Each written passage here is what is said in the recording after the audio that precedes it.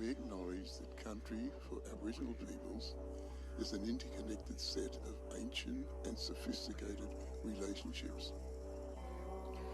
The University of Wollongong spreads across many interrelated Aboriginal countries that are bound by their sacred landscape, an intimate relationship with that landscape since creation. From Sydney to the Southern Highlands to the South Coast.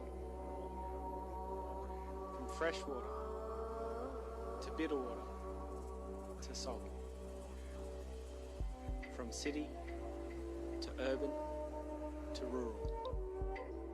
The University of Wollongong acknowledges the custodianship of the Aboriginal peoples of this place and space that has kept alive the relationships between all living things.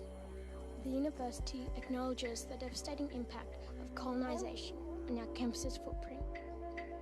And commit ourselves to truth-telling, healing and education.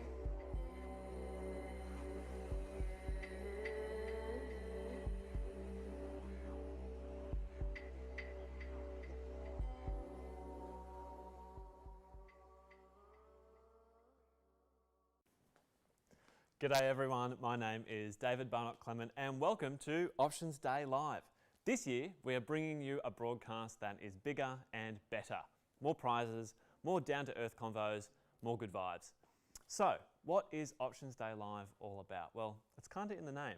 With ATARs coming out tomorrow, you might have a lot of questions over the next few days and the UOW crew wanted to get in early and hopefully answer some of those questions now.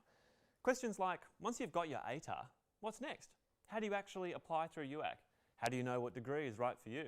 What about accommodation and moving away from home? When is the next gig at Unibar? And just who on earth is Baxter?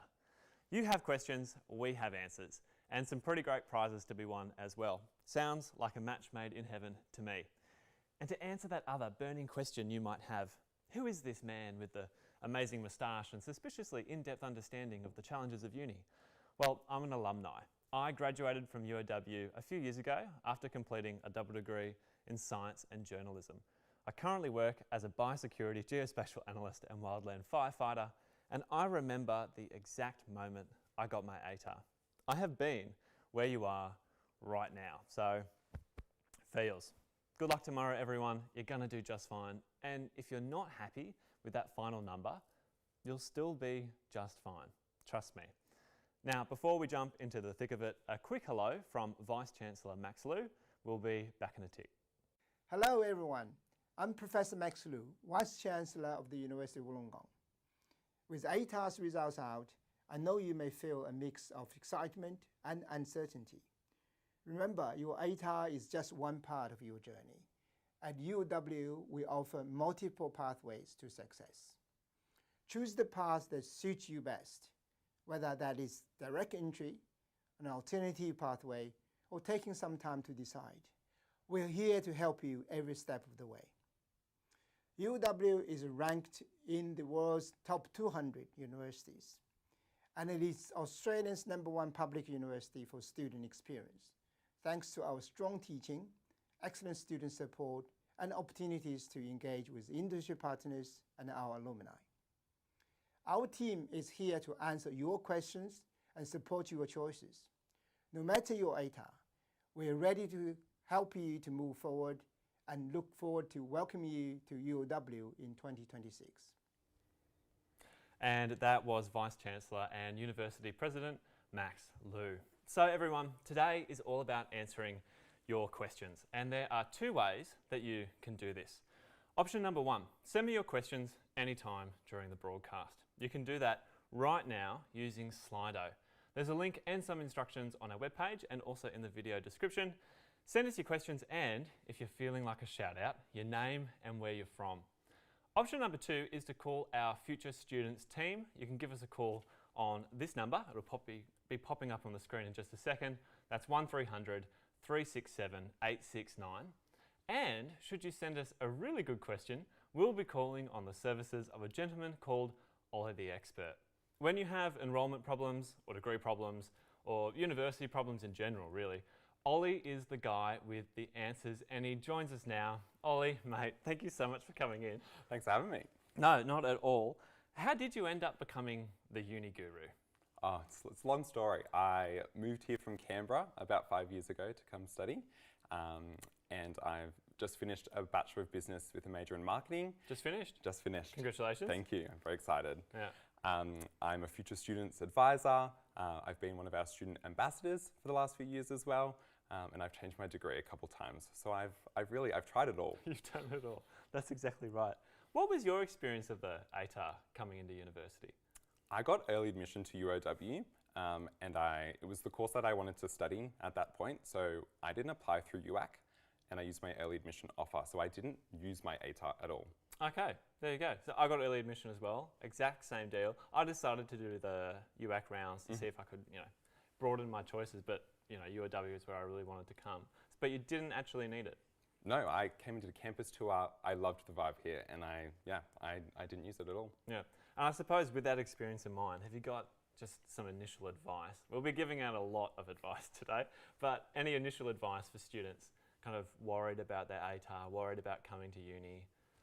There's so many pathways in. Don't stress about it. Ask for help. There's so many people here to help you, and the ATAR is not the end of the world. There's so many options for you. Now, you're obviously a huge fan of UOW because you wanted to come just here. You didn't try and get anywhere else. Why UOW? What was the vibe which made you decide, I don't need to apply for another uni, I just want to come here? I came on a tour, and it was just something about the campus. We've got this saying that we say, UOW, it's small enough, it's big enough to matter, but small enough to care. So you know who your subject coordinators are. You're not just a number. You're not just a number. Yeah. And you feel that when you come on campus. Yeah. And you came here from Canberra. Yes. So that's quite a move. You ended up having to, I suppose, live on campus or rent or? Yeah, I lived at our Wollongong residence for my first 2 years. Yep. I still live with my first year roommate, still one of my best friends, and live in a share house now as well. How good, how good. Beautiful. Well, thanks, Ollie. Ollie is going to stick around as we jump into our first topic of the day, UAC. So by now, most of you will have applied to UAC, the University Admission Centre, and you may already be starting to move your preferences around. The thing that I really want to stress here is that you are in charge of this process. And if you're savvy, you can actually use the system to kind of collect a bunch of different study offers for different degrees. The most important part of the process, though, obviously, is choosing your preferences and also putting something down for each preference. Ollie, why are preferences so important when it comes to the UAC process? So you've got 5 preferences, which means that those are 5 possible options that you could have. You'll get an offer for your highest eligible preference. So that means put your dream course at first, and then you've got all those 4 other ones that if you don't meet the entry requirements for that, you've got 4 other chances to get an offer. Yeah, okay, so, dream. Do your moonshot, your dream degree, number 1. If you didn't meet the eligibility, you'll be assessed for number 2, then assessed for number 3. So if you only put a couple of preferences at the top, you miss the opportunity to potentially get an offer for another degree. Absolutely. If you're a keen bean like you know that you want to come to UOW, that's where you're going. What's our advice when it comes to preferences? So you can put all 5 as UOW. If you've got 5 different courses that you're interested in here, put all 5 of them in. Why not? Why not? How good. And if you've got early admission, you got in through EA, I got in through EA, it's a really popular program.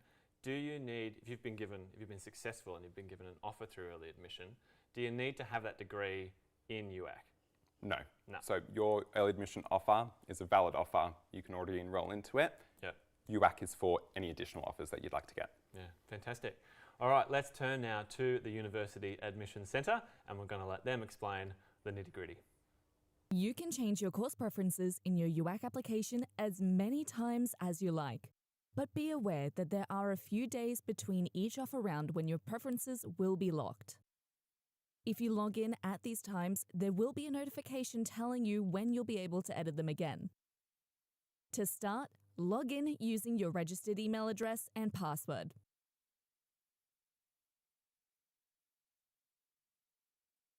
Select the Course Preferences tab. Now you can see your preference list. To change the order of your preferences, click on the up or down arrow below the course you want to move until the course is in the correct position.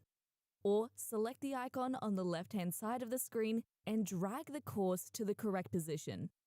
After you've made your changes, click the Update button and then the Save and Check button. To remove a course, click the X icon to the right of the course name.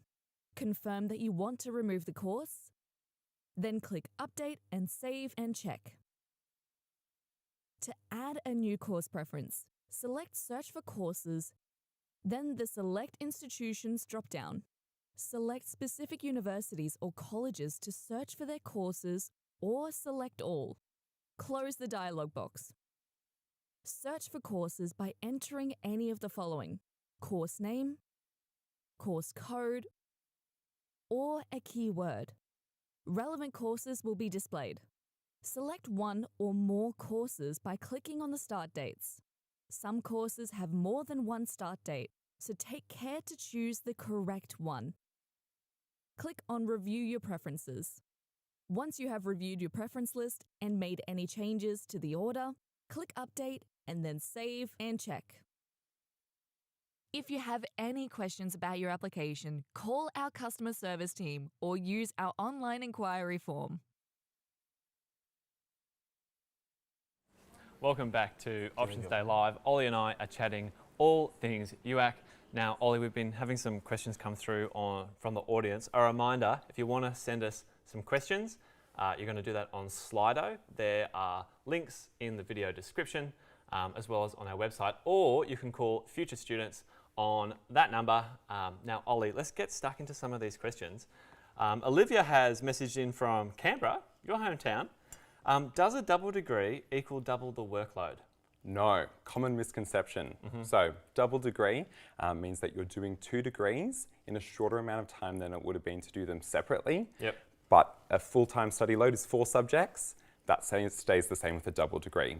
Each semester, your study load doesn't change. It just extends it. Yeah, so you don't work harder, you just work for slightly longer. Yeah. Yeah, 100%. And I mean, I did a double degree and my 2 combined degrees were 4.5 years and 1 degree is 3. So you don't double up on time, it's actually kind of bang for buck, you know what I mean, in terms of the amount of time that you put in. Let's look at another one. We have got Simon from Fig Tree. Hi Simon, local, great to hear from you. Can I transfer my degree if I get part way through and I don't like it? Well, perfect question to ask. I've changed my degree twice. So nice. Started from engineering, I transferred into maths and I transferred into business. Super easy. I went into our Student Central, asked them what the process was like. I had to fill out a form, and as long as I'd completed a semester of study, that was fine in my case. And because I wasn't sure what I wanted to do, we also had a Career Central that I spoke to, and they helped me figure out what exactly it was I wanted to study. Yeah. So kind of linking the dots between what it is that you're interested in to know. Yeah, I need to speak to someone about it for sure. Yeah, I changed my degree as well, twice. I had a double degree and I changed both degrees once, so I changed degrees twice. And I found that because what I changed to was quite similar, a lot of the subjects that I'd done before were actually brought across. So I didn't like waste time, as it were. You can 100%. do that too. Yeah, so you can apply for credit if it's the same, super easy, and you've got spaces for electives as well. So if it's a core subject for one but not the other, that can still transfer over. 100%. Let's have a look. We've got Yolanda from Pennant Hills. We've just answered that. Can I change my degree once I've accepted my offer? What about studying overseas? Can you go overseas and will that help count towards your degree? Absolutely. Super common for people to do a study abroad. I've done a study tour. You can do for 2 weeks up to a year. I was going to say, what's the difference? Study tour, study like abroad? My study tour was one subject because it was a shorter period of time. Yeah. We went to Thailand and Laos, and it was a sustainable business tour. Yeah. A semester abroad is when you're doing those 4 subjects. Like exchange. Yeah, you're there for a longer period of time. A little bit more in depth. Amazing. Eddie from Minamara, I already have my offer. Can I enrol now? Absolutely. Enrollments are open. If you search up online, Get Started UOW, there's super easy steps how to do that online. And what is the difference between, so we've got the UAC process where you're trying to get an offer from a university to study there, and you can accept that offer and you can accept multiple offers. That is very different from enrolment, right? Yes, so enrolling is when you're choosing which one that you'd like to do. Yep. So you can get all your offers, you've got your early admission offers. When you go to enroll, they'll all be listed in that portal and you can select which one you'd like to study. And I mean, you don't have to enrol now, but it's kind of useful if you know where you want to go, because you've then got so much lead up time, you're receiving more information, you're looking at what subjects you might want to start enrolling in for your first semester. 100%. And we've got our tutorial enrolment, so that's when you're picking your subject times. That usually starts opening up early next year as well, so you don't want to miss out on your ideal timetable. It's good to get in early. So true. It's definitely worth trying to like build a timetable that works for you, and we'll talk to some current students we'll get the details on that a little bit later on. We might go for one more question. Andrew from Hobart. Hey mate, that's a fair distance. What are tutorials? Actually, you were just talking about that, and how do I enrol in them? Perfect. Cool. So a tutorial is a smaller class size, and that's when you're applying the knowledge that you've learned in a lecture, which could have up to 500 people. It's about 20 people, and you're doing questions applying that knowledge, and it's a really great way to really know what you're doing. I found tutorials were more like school. They reminded me more of a school classroom. A lecture was kind of more what you have in your head when you think of uni, like one person up the front, often a really big audience for a first year subject. They're kind of giving you the information, and then you take that information and you go into a tutorial and you actually kind of apply it. Yeah, 100%. Yeah. How good, how good. Beautiful. All right, thanks mate. Ollie and his compendium of knowledge will be sticking around to help keep answering your questions. We've given him a challenge though of changing outfits every single time. I'm not sure if you noticed, but he was dressed up as a teacher just then. I'm excited to see what else we get out of Ollie. Coming up on the program, we meet the mysterious and elusive Baxter, an important figure in the life of every student at the University of Wollongong. We go live to the Duck Pond lawn, the beating heart of the Wollongong campus.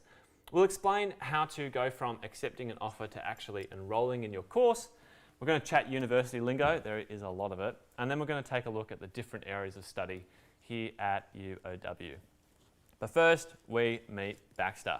The UOW campus is littered with ponds, and in those ponds live ducks, and those ducks are beloved by all.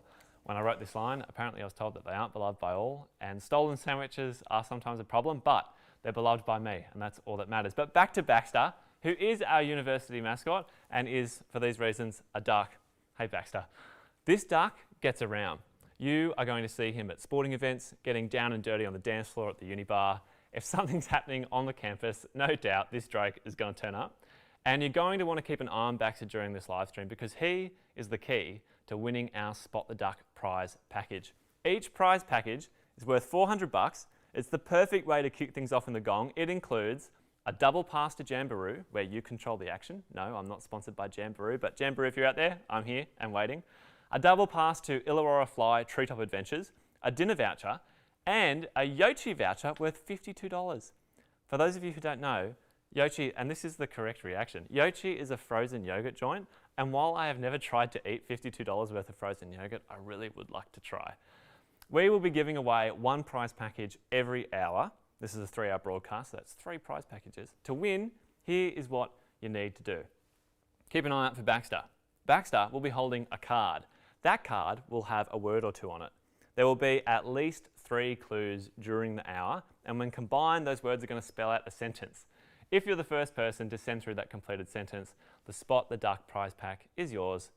And speaking of ducks, I believe we have some campus correspondents down at the Duck Pond lawn. Let's go stretch our legs and go for a walk outside. I'll see you out there, Baxter. Welcome to the Duck Pond Lawn, a classic UOW location for students to enjoy their time away from studying. From having lunch and playing some games, to making new friends and going to fun events, the Duck Pond Lawn is the place to be. Not only is it right next to the library, but it's also in the middle of multiple cafes, our main food court, and the free Pulse Pantry. Plus, heaps of different shops and services, like a hairdresser and a pharmacy. See, that all sounds like so much fun, but this is the Duck Pond Lawn. Where are all the ducks? Baxter! Not all of our ducks have superpowers like Baxter, but most of them call the Duck Pond Lawn their home. And while you're relaxing on the lawn, make sure you say hello to our feathered friends. But always remember, please don't feed the ducks. Sorry, Baxter. In good news, when you come to UOW, now you know the best place to come for both snacks and quacks. And if you're lucky, Baxter may pay you a visit himself.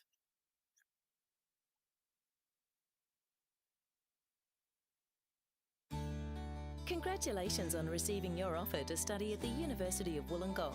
You're about to join one of Australia's best universities. There are a few easy steps you need to take to become a UOW student. first things first, you need to accept your offer.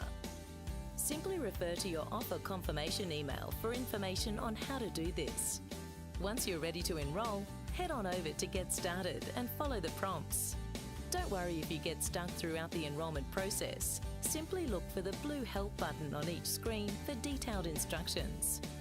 To activate your student account, you'll need to use your student number and date of birth. You can find your student number in the email you received with your offer to study. You'll then need to check your personal details and confirm your citizenship. Next, you'll need to upload a photo for your student ID card. There are some guidelines to follow, so please familiarise yourself before you upload your photo. We'll let you know when you can collect your card on campus. If you're an international student, your photo will be taken when you attend campus. You'll then need to select your course and then choose how you will pay your fees. If you are a domestic student, you may have the option of paying your fees up front, or you can defer your fees and pay them later. You may like to discuss your payment options with your family or UOW staff. In order to proceed with your enrolment, please be sure to select a payment type for both tuition and for the services and amenities fee. You'll then need to select your major if you're doing one and enrol in your subjects. You can review the recommended subjects for your course on the Get Started website. Once you've completed your enrolment, you are officially a UOW student. After you've enrolled, you may need to select class times for your tutorials, seminars, practicals or labs. Check the tutorial enrolment menu in SOLS to find out when you can make your selections. Opening times for class selections will vary based on subjects, and classes can fill up quickly, so make sure you're well prepared. Don't forget, if you need any help throughout the enrolment process, you can click the blue Help button on the enrolment pages, visit the frequently asked questions on Get Started, or contact Student Central. Congratulations again and welcome to UOW. Welcome back to Options Day Live. We are here in the Building 29 studio, which, incidentally, if you're interested in studying journalism like I did, you can come and play in here too. And Ollie is here to answer more of your questions. Ollie, we've just watched a video on enrolment. Enrolment sometimes get people into a bit of a stressy, depressy, lemon zesty vibe. How do we avoid the citrus sting? Is it as hard as it seems? Not as hard as it seems. Super, super easy. If you search up online, Get Started UOW, there's a step-by-step process of what you need to do. And yeah, it really tells you what you need to do. Super simple. Yeah. How long does it take? Am I going to have to sit down for hours or? Maybe half an hour. You need stuff like your tax file number and something called a USI, which is your unique student identifier. But yeah, it won't take you long. And if you do have any issues, you can call our Future Students team. Yeah, so maybe jump on their website, work out what you need to have for the enrolment process, have all of that lined up in front of you, ready to go, and then just do it all in one fell swoop. Absolutely. Yeah, wonderful. We've had more questions coming through from Slido. There's a couple of good ones here. When is enrolment closed? So our session starts on the 2nd of March next year. Lock it in. As long as you're enrolled before then, that's fine. We don't have a hard deadline before that date, but I definitely recommend at least by late January, early February, so you're not missing out on those tutorial enrolment spots that we were talking about, and that you're getting your ideal timetable. Yeah. Once I went travelling for just during the holidays at uni, and I came back and I was late, and all the tutorial enrolments had closed, and I had it was bad. It was like a 4 or 5 day week at uni. Crazy, right? 4 or 5 day week. Insane. I've got another question here. If I receive an offer to study, can I defer it? Absolutely. So you can defer it for 12 months, no questions asked. If you search up online, defer UOW, super easy form that you'll fill out. You can do some courses for 6 months, but all courses for up to 12. Okay, fantastic. Okay, but only some courses for 6? Yes, so it depends on what intakes they have. Yeah, so depends on your one. That's all online as well. Yeah, beautiful. Josie has just come in from Tilba. Amazing soil down there. I'm a huge fan of Tilba soil. That's not nerdy or anything. How to balance study and fun while at uni. So they're saying they want good marks, but they want to be able to hang out with their friends, which uni is obviously, it's a big part of it. What's the work-life balance like? I found it pretty good. I try and get my subjects on just a couple of days, so I've got a longer weekend. But most people will also work while they study. Like I've got a part-time job and most people do. So you find the balance that works for you. If you're struggling and you don't want to study a full-time 4 subjects, you can do less. It just means your degree might be a little bit longer, but that's totally fine. You can do a reduced study load. You don't have to apply for that or anything. You just enroll in less subjects. Yeah, and speaking of enrolling in subjects, so you've finished enrolment, and that's the next process, isn't to roll in. And you've got to enrol in certain subjects, is that right? Or Yes, so on the last step of the enrolment portal will be when you enroll in your first subjects. That's easy. For some courses, it'll already be there for you. You can just click add. If it's something like nursing or engineering, that's super structured. If it's something like a Bachelor of Arts or a Bachelor of Business, that's a bit more free with what you can do. Have a look on our course handbook. And for each degree, it will tell you all the subjects you have to do, and you can go through that. If you've got any questions, again, you can call our future students. Yeah, and course handbook, that's online? Yes, absolutely. Great. Such a course handbook, UOW. It's right there. Easy, piece of cake. And I remember back at the very start of my degree, I remember people saying it's important that you look ahead and try and take the right subjects at the right time, because some subjects are only offered in the first half or the second half of the year. So what I did was I sat down with the course handbook and created like an Excel spreadsheet. I'm really putting on the nerdy vibes. Nerdy is the new cool, by the way. I'm just going to lay that out there now, definitely at uni. And I looked ahead, across the next 4.5 years, and I was able to work out what I was studying and when, which meant the next time I had to enrol in more subjects, it was super easy. Yeah. So you can definitely do stuff like that as well. And we've got someone called the head of students. So for your specific degree, you can chat to them and they'll work out exactly what you have to do throughout your whole degree. If you need help, I've done that a couple times, and they tell you, yeah, you'll have to do these subjects, this is when you should do them, and they're really great.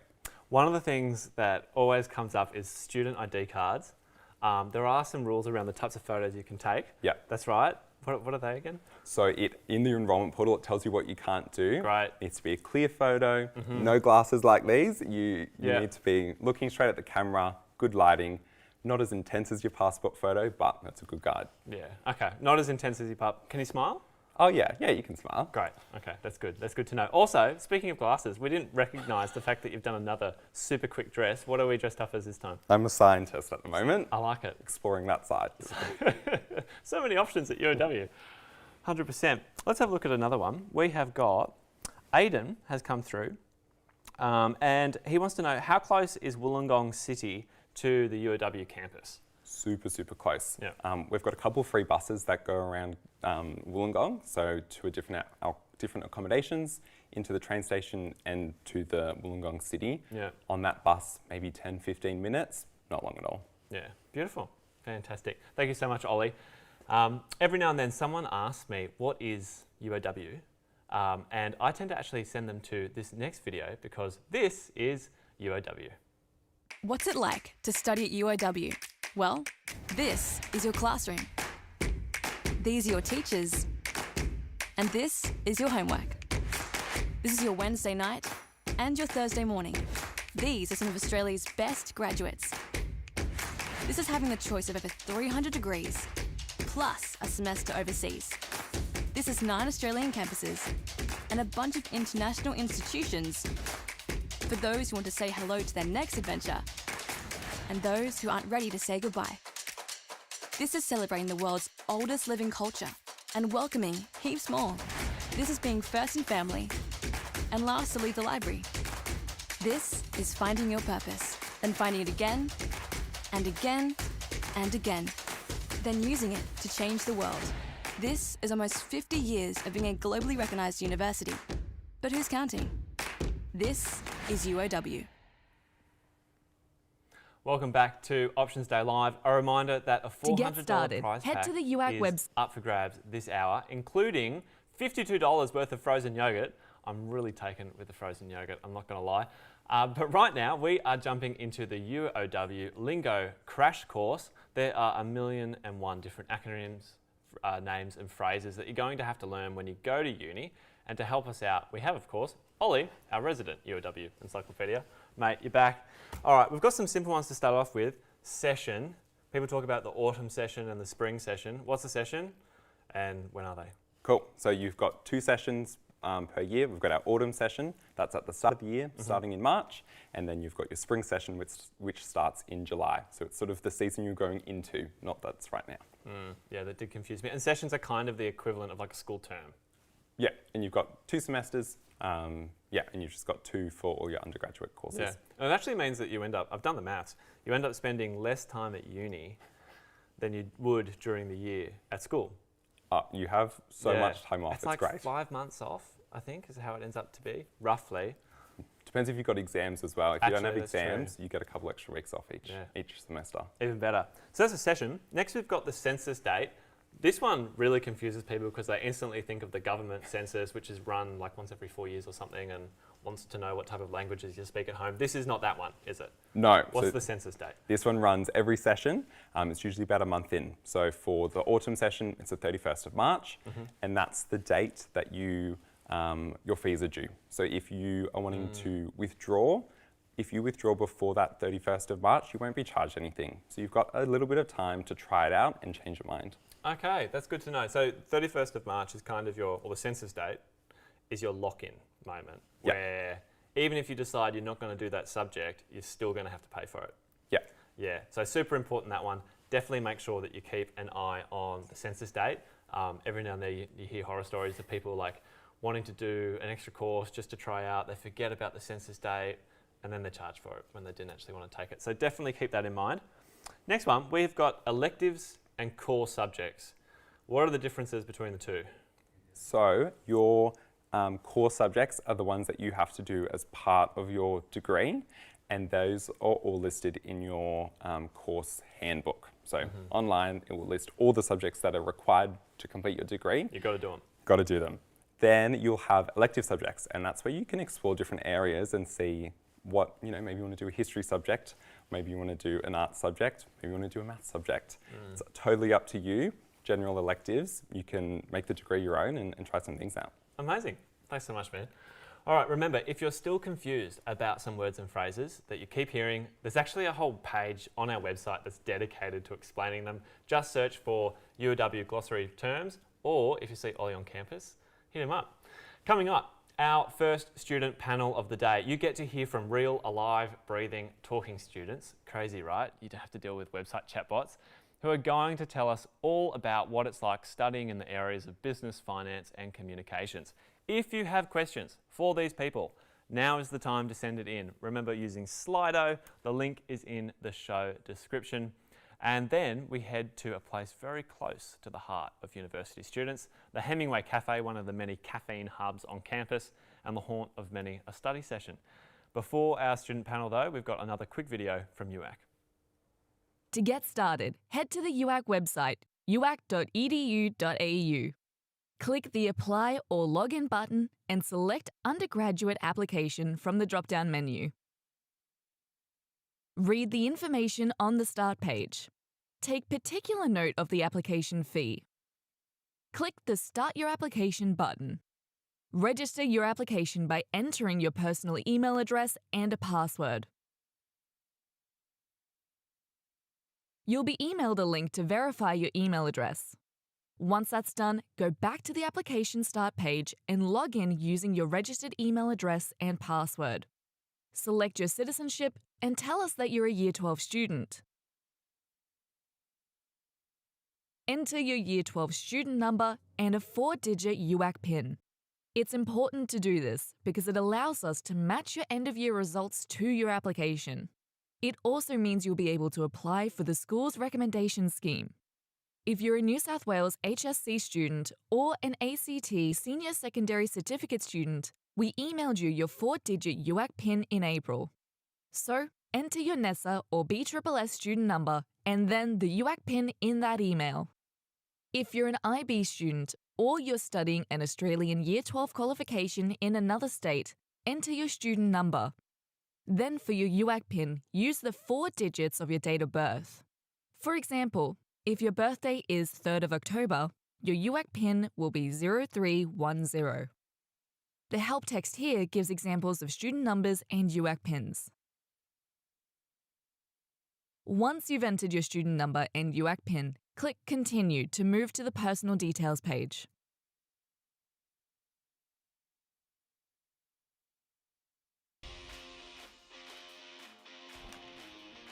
Well, the reason for the call today, John, is something just came across my desk, and it is perhaps the best thing I've seen in the last 6 months. If you have 60 seconds, I'd love to share this idea with you. Yes? Okay, great. Do you want a career where your options are endless and your skills can be applied anywhere in the world? Then a business and law degree from the University of Wollongong could be the perfect fit for you, John. These courses are all about real-world learning. You'll get hands-on experience and practical skills to help you become an independent thinker and a creative problem solver. Our business classes don't just teach theory. They show you how to apply it in the workplace. They let you explore all aspects of business and offer a wide range of majors to choose from.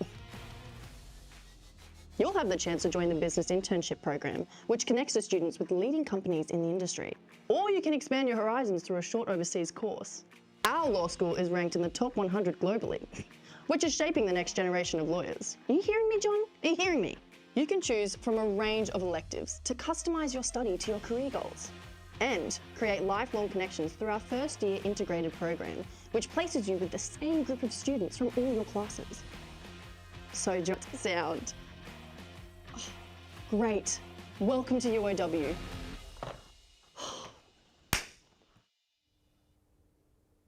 All right, let's get started with what is probably the best part of today's program, our student panel.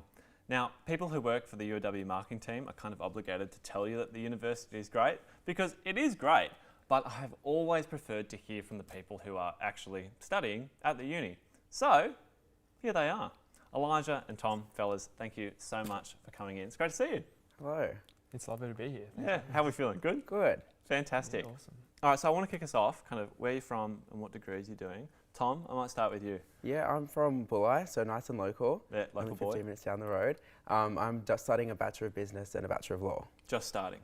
Oh, just the second year now. Second year? Yeah. Okay, cool. And how have you found it so far? It's been pretty cool. Yeah. How good? Yes. And then Elijah? Yeah, so I'm also from here, just 5 minutes down the road in West Wollongong. I'm studying a double degree of Bachelor of Economics and Finance and a Bachelor of Laws. Yeah, how good. And like, how are you finding it? Good? Amazing, yeah, I love it. Now, you've both recently been overseas. Tom, you were on a short course. Yes. Elijah, you were on exchange. What were they like? Where'd you go and what did you do? That was so cool. I went to Japan. I was lucky enough to go for 3 weeks and meet a whole bunch of new people from my degree. And it was the best time ever. We went to Tokyo and Osaka. Yeah. And I feel like if you're studying a business degree, Japan is awesome. Yeah. Like, they're pretty good. Yeah. They're pretty good. They're pretty sustainable. Yeah. Yeah. And so what did you learn over there? A lot about sustainability. Went to different companies and went to the embassy, which was pretty cool. Yeah, a lot of pretty cool official stuff. Yeah. And you got, oh, hello. What the duck is this? Look at that. Oh. You find everyone, if you're at home and you're playing the Spot the Duck competition, pay attention. Baxter's in the house. All right, we might head over to you, Elijah. Where did you go?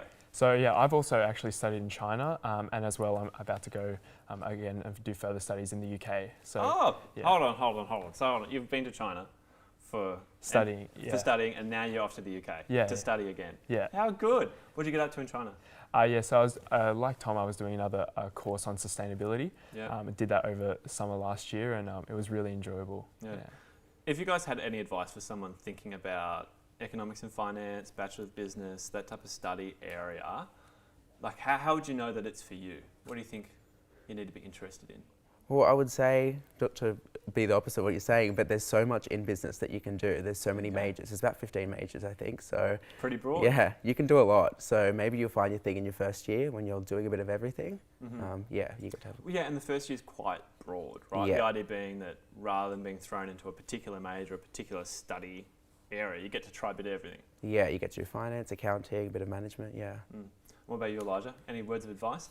Well, I think in high school, in economics especially, that's where I'm coming from, you learn a lot about globalization and the world as a whole. And I think studying in business, economics, anything in this faculty, you really get to sort of learn about the world as a whole and how Australia fits into that. So if you're passionate about that, then that would be a great fit for you. 100%. Yeah. And then it's sometimes hard to visualize before you've actually done uni what uni is like. Can you describe to me, like, let's say you wake up, it's Tuesday morning, what do you do, Tom? Like, what would a day in the life of your life be like? Maybe I'll go to class 10:30. I have nice and late. Yep. Have a little bit of a break in between, and then I'll be back to another class in the afternoon. maybe that happens twice a week for me. Yeah. How good? Twice a Pretty week. good. And then what do you do the rest of the time? I'll be working or I'll be spending time at the beach, enjoying myself. Yeah, How that's good. it. How good. What about you? Yeah, so I try and keep my uni semester to 2 days a week. That way I have 3 extra days during the week to work or study, work on assessments, hang out with friends, and yeah, that frees up the weekend as well. So 2 days a week at uni? Oh yeah. Pretty good. I wish I could do 2 days a week at work. Oh, that'd be so good. That'd be so good. In terms of like ATAR, like everyone who's watching this, they're going to get that ATAR tomorrow. What's your view on the ATAR now, having kind of been there, done that, and now you're in university? Tom?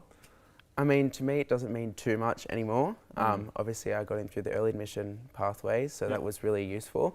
I haven't really thought about it since, though, to be honest. Yes, not too much.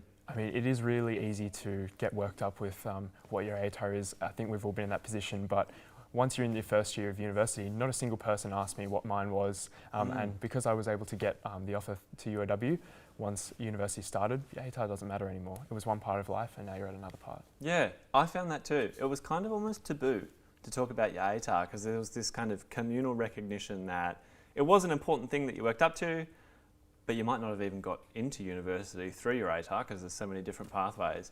And once you're here, I find it really levels the playing field as well. University is more about kind of how hard you're willing to work, in my experience. What do you guys think? Yeah, I agree, definitely. I mean, I don't think marks are such a big thing. I think it's how much you really enjoy what you're doing and everybody around you. Yeah. Talk a little bit more about that. What do you mean, enjoy what you're doing? Why is that important? I mean, obviously we get to choose a major, which is really exciting. So it's a bit like a specialisation. So you get to like nerd out a bit, if you will, on a specific area of business and really, enjoy that. Yeah, 100%. And what about you? You obviously enjoy what you do. Oh, 100%. I think you come to university because you want to give yourself the skills for life, what you want to do with your life. Whereas in high school, you're sort of more so worried about, oh, you know, what ATAR I'm going to get or things like that. So you get to specialise exactly what you want to work in, and you work on your passion whilst you're at university. So it makes you enjoy the process. How good. How good. Thanks so much, guys. Really appreciate it. Thank you. Beautiful.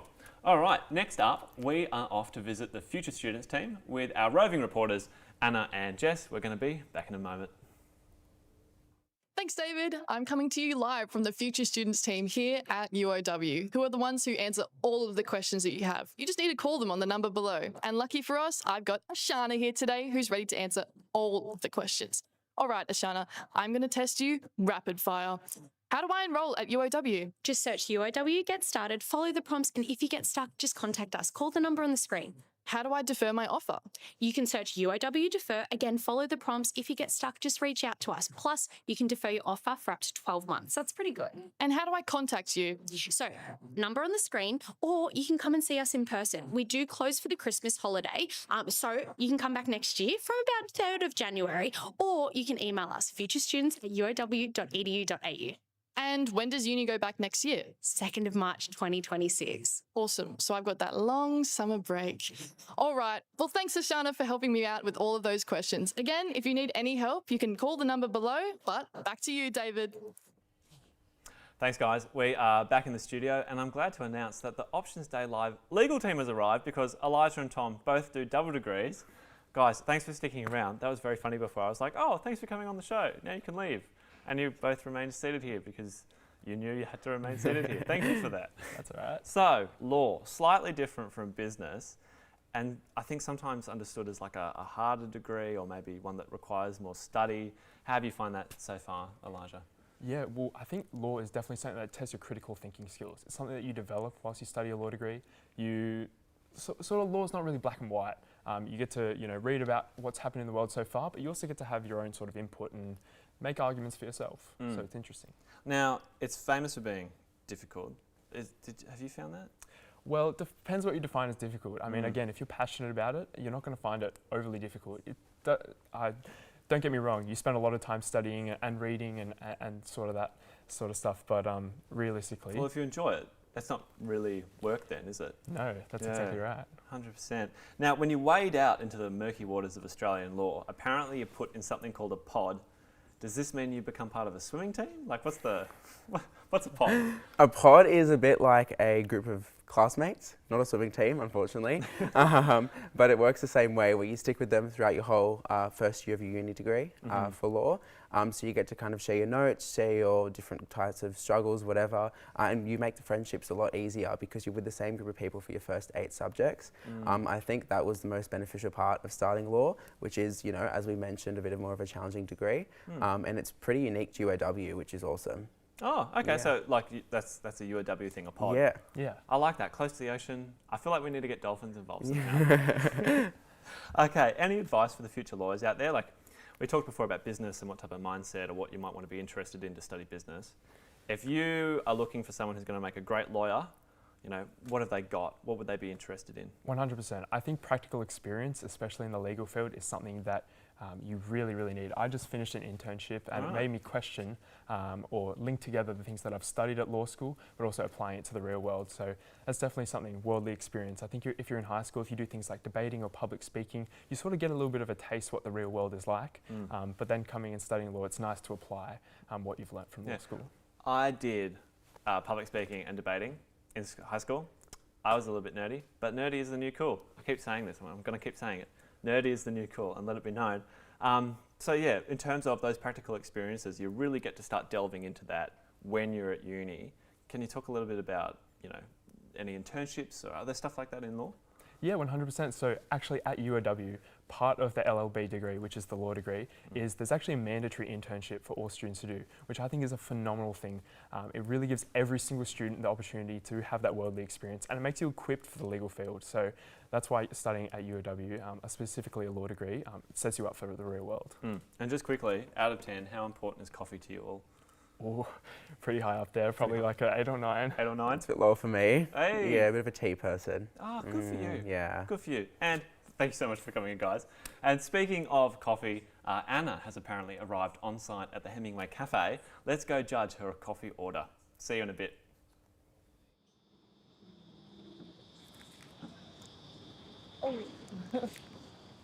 Hey, you've caught me. I was just taste testing for research purposes. Anyways, welcome to Hemingway Cafe. Thanks. Hemingway is one of the many spots on campus to get a coffee or a bite to eat. Across the 18 eateries on campus, you'll find everything to satisfy your cravings, from burritos and sushi to burgers and curries. Plus, if you're in a rush between classes, there are vending machines all around campus. Or if bringing a packed lunch from home is more your vibe, there are plenty of microwaves located around the campus so you can heat up last night's leftovers. So whether you're after a quick coffee, a full lunch, or a sweet treat to keep you going, UOW has got you covered. Thanks, Anna. I hope that was a white choc macadamia, my favourite. I'm now joined by Mercedes Hinchcliffe, an Associate Dean for Business and Law. Mercedes, thank you so much for coming in. How are you going? Great. Thanks, David. Thanks for having me. No, not at all. We were talking just before, off screen, about how you actually ended up at UOW. You've been here for 12 years and you were a student here. I was. Yes. I started here almost 20 years ago as a postgraduate student. I was in industry as a banker, and I had developed a relationship with somebody who worked here, and they were really interested in starting up a doctorate program at the time. So I started that, and I fell in love with the University of Wollongong, and I haven't left. Even though the degree was supposed to get me back into industry with a doctoral qualification, I ended up just staying here because UOW is that special. So business and law can both seem a little bit bookish. Kind of, you're studying a lot, but there are opportunities to get out and about and kind of gain some real world experience. Absolutely. So in our law program, the internship makes part of the degree. So within it, we will set you up with a law firm, and you'll get that real practical experience and meet real lawyers that are practicing every day.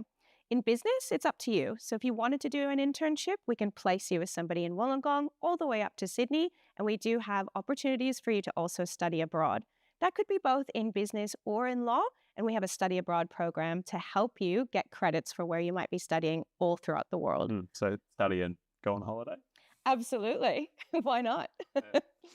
What would you say to students who are currently stressing over their ATAR? Of course. What a stressful time for students. My advice for students is that if you are passionate enough about one area of study, we'll figure out a way to get you here. It might just be a different path. whether that be through UOW College or through a different program to where then you could transfer into something later. That's something that we can provide for you. So potentially you didn't get exactly what you wanted in the beginning, but that doesn't mean that you're not going to get there in the end. We'll help you find that direction wherever you want to study. So don't give up is probably one of my greatest pieces of advice, especially let's say a student, you wanted to go study a Bachelor of Laws and that didn't happen. You didn't get into, to your chosen course. We can get you into potentially a different Bachelor of Criminology or Bachelor of Business. And then after the first year, you could transfer, if your grades are great, which I know they will be, you can transfer right over to the Bachelor of Laws. Yeah, and that's something like I feel like students often don't know. If you can get into university, you get your foot in the door, and then you prove yourself, you get the grades that you need to make the jump to a different degree. Yep. That's possible. Absolutely. And we've got something called Head of Students inside every school and faculty, and they're there to help you, and they're really specific to the school. So if it's somewhere that you know that you want to be or somewhere where you're currently studying, you can meet with them and they'll help you design your path. So absolutely, you can start in one program and potentially you can double up and get a double degree. So let's say I'm just going to keep using law as an example. If you really knew that you wanted to be a lawyer and you didn't get the ATAR that you wanted, that's okay. Take a deep breath. Figure out another area that might complement that. Maybe it is business, science, psychology, criminology, arts. There's so much to choose from. So you could start there for your first year and see how you do and do really well with your grades, and then go for a course transfer into either the double degree or into the single laws degree, because the double would mean that you would lose no time here. You mentioned at the start that when you came here as a postgraduate student, you fell in love with UOW. Why? Oh, one of the first things is I never get tired of walking on this campus. It is so beautiful, and I am somebody that gets to travel around to all the other universities, and I always can't wait to come back home. And as well, I love the students and the staff. From where you just saw that Anna was getting a cup of coffee there. It's just such a beautiful vibe on campus that there's no place you'd rather work. And that's something, I feel like vibe is kind of this, it's hard to kind of grasp, right? But the vibe at Wollongong is so good. It really is. So one of the things that I love, and that's why I still teach, is walking into a classroom because the vibe is so great. The students are wonderful. They're really excited about studying. And that's probably something else that I want to tell students. If you're nervous and you don't know many people, that's okay. You will meet people right away from your first class here and hopefully form friendships for the rest of your life. To wrap this up, I've got to ask, what type of car do you drive, Mercedes? Please tell me that it's a Mercedes. My children would love for me to drive a Mercedes, but no, unfortunately, I don't. It's a Renault, so apologies that I mean, quite kind of close geographically, French, Mercedes. Yeah, look. That's right. On your way. Very close. Thanks. Amazing. Mercedes, once again, thank you so much for coming in. And we'll be back in a moment with our next student panel. Send your questions in. We would love to answer them. See you in a moment. Excuse me. Yes? One ticket to Arts, Social Sciences and Humanities, please. Absolutely. There you go. Thank you. Right this way. Are you the next star of the screen or stage? At the University of Wollongong, we don't just teach art. We create artists. Whether you're dreaming of a career in music, creative arts, theatre or media, we'll help you unleash your talent. You'll hone your critical and creative thinking skills through real-world projects. Enjoy our cutting-edge tech, the same as the pros use, to build a professional portfolio that will wow future employers. You'll learn from practitioners who have decades of experience, giving their insider knowledge. Plus, UOW has partnerships with creative industries so you can start to build your network while still at uni. Wait. I thought this was the arts, humanities and social science. What about the other two? I think it's time for a scene change. Social science and humanities is an umbrella for a range of different degrees, from education to psychology or politics and social work. These study areas focus on building a better life for everyone, especially those who need it most. Research underpins a lot of what you'll study here at UOW. Your teachers are at the forefront of their fields. They're published authors and leading researchers, so you'll know you're learning from some of the best. Plus, students have access to some of Australia's leading institutes which partner with UOW. Like the Early Start Facility, where research, education and community come together to empower the next generation of students. And to top it off, work-based placements are built into our degrees to ensure you graduate with real-world experience. So what did you think? Incredible! Good job. We are back in the studio for Options Day Live, and magically, Elijah and Tom have evaporated and been replaced with Xavier and Fires. Hey guys, how you going? Hi. Hey. Good. How are you? Fantastic to have you here. So, thanks for having us. Yeah, it's awesome. I'm going to be honest with you, David. I've seen you on the screen, but seeing you in person, that moustache is incredible. Thank mate. you. Props to that. Only for UOW. So that's what we're all about. Fantastic facial hair at the uni. Yeah. Moving on though, you guys, your degrees. Let's hear it. What do we got? So we've got. I'm studying. I graduated from Bachelor of International Studies, and now doing Masters of International Relations, majoring in Maritime Security and Policy. Okay. Yep. All right. A lot going on. International studies. A lot of things going on. Xavier? I had just finished doing a double degree of Communication Media and Creative Arts, majoring in music. Yep. And next year I'm moving on to do a Masters up at the Sydney Conservatorium. Amazing. And yeah, but when I first started uni, I actually started doing engineering because I thought I wanted to be an engineer for the rest of my life. Hold on. You start with engineering and you finish with a Bachelor of Creative Arts majoring in music. Yep. Okay. It's pretty wacky. Yeah. At what point in your engineering experiences did you decide to make pretty early on. Because I picked engineering because I thought, great money, my parents will be happy. Yep. I did it for 6 months and I realised, you know what, I don't actually know what I'm doing right now. It's a great course, but it just wasn't for me. So I was like, you know what, complete switcheroo. Yeah. And it was a great decision. I absolutely love my course now. I feel like when people think of university, it's kind of easy to visualise what a Bachelor of Engineering might involve. A Bachelor of Music, what do you actually do in like a day-to-day capacity? What are you studying when you study music? Or it's Bachelor of Creative Arts, I suppose, major in music. It's pretty much Bachelor of Music. It's I always tell students who want to come, it's really like practical and hands-on. We've got this incredible recording studio like just upstairs where it's like the mixing desk and the whole drum kit, whole band setup. So in third year, I pretty much just created an EP in that recording studio. I was in there every week making an EP. That was awesome. And another great thing about the course, you just get to collaborate with so many incredible musicians. Right from first year, you're making bands, you're forming connections. I'm also, after a year, I decided to kind of form the music club with a couple of students as well. I'll talk a bit more about that later. Yeah. But yeah, it's just a super cool course. You also have theory components as well. So a lot of people want to become a music teacher once they leave.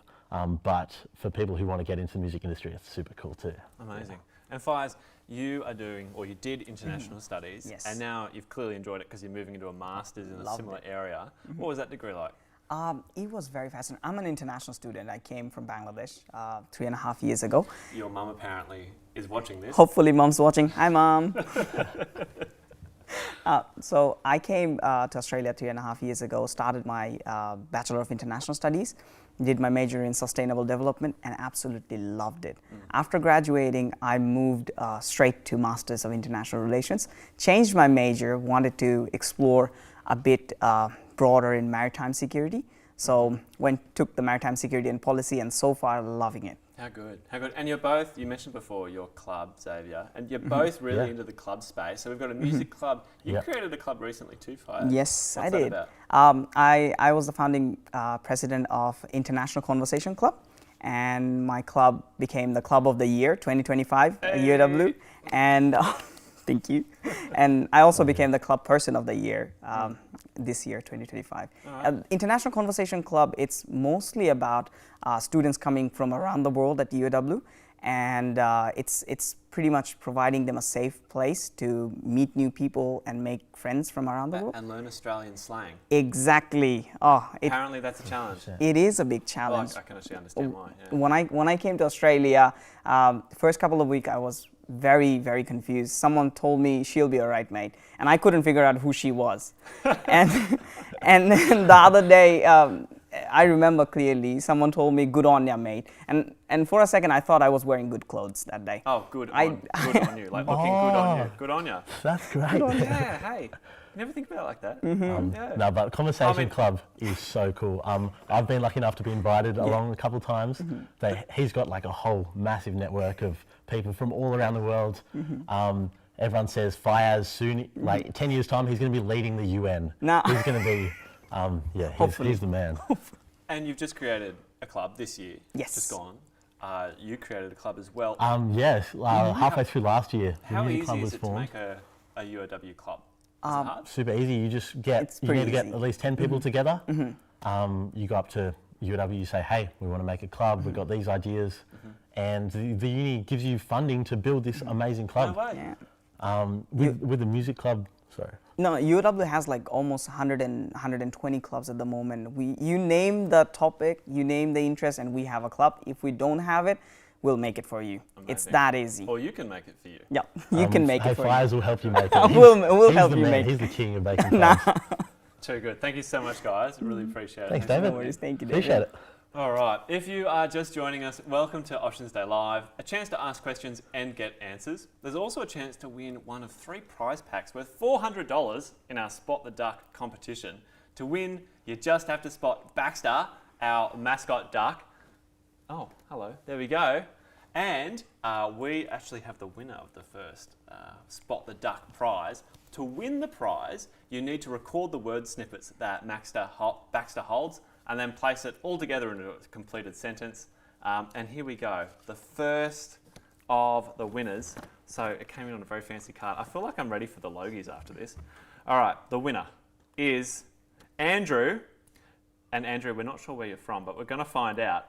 Andrew, mate, you have won. Hopefully there's not too many Andrews watching and we'll narrow down who it was. You have won $400 and $52 worth of frozen yogurt. I'm super excited. I hope you've all been keeping an eye out on Baxter, and remember, if you didn't clinch the win this time, there's another 2 rounds to go, and yeah, it's going to be really, really good. Alrighty, so congratulations again, Andrew, on your win. Have the best time, mate, at Jamboree, at Treetop Adventures, and hitting the town for a feed. Just because I'm a legend, I'm going to give you guys a hint for the next round of Spot the Duck. It has 5 clues this time. We've also been loving the questions you've been sending in through Slido. Remember, there's a link in the description and on our website. Now, I mentioned that we hit the 1 hour mark, so if you have to go have a cuppa, if you have to have a stretch, maybe update your UAC preferences, now is the time, and then come back because the party has only just begun. Coming up, we will be taking a look at uni accommodation and life on campus. We'll go maybe join a uni club or 2, and then take a look at UOW College, a potential pathway into a degree at UOW that has got nothing to do with your ATAR. But first, we're going to have a word from Wick.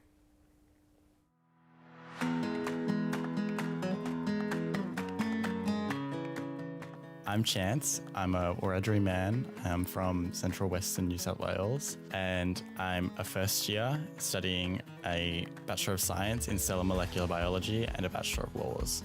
I grew up in a place called Canowindra. It's in Central Western New South Wales. I was always a pretty studious kid. My mum taught me to read before I could go to school, and she really always pushed me to get an education because she didn't have the chance to finish high school. I didn't want to stay home and go to one of my local universities. I wanted to sort of explore the world a little bit more. I got into accommodation, which was something that I really wanted to do. And that's because I got an ICAS, an Indigenous Commonwealth Accommodation Scholarship, provided through the Wollongong Indigenous Centre. That lets me live at Warona. I had kind of heard about or learned about living off country as an experience before, but because I'd never actually done it, I didn't have any first-hand experience of what it felt like. But then when I moved to university, I got really homesick after the novelty of it all kind of started to wear off a little bit. And it was really, really hard. But I guess having other people around me who had a similar sort of experience kind of softened the blow a little bit. And that was where WIC was really good, because even though there's so many other students that aren't from my country or aren't in the same mob, they've had the same experience. So that's something that we can all relate to together and form one kind of different mob, I suppose. Although WIC does provide amazing services, obviously, you know, you've got access to the internet, access to printing and to computers and quiet spaces and all that kind of stuff. It's not just about the services, it's also the community that's fostered there. So crown jewel of WIC is the people who work there, because they're just so lovely and easy to talk to. There's this metaphor that I really like. A ship is safe in the harbour, but that's not actually what it was built to do. It's built to be on the open sea. So I think that people are a lot like that, especially young people, in that you don't know the skills that you have until you have to use them. trust that you're a lot more prepared than you think you are, even if you don't think you're prepared at all, because that instinct will kick in, and that even if you aren't ready, there's always a safety net.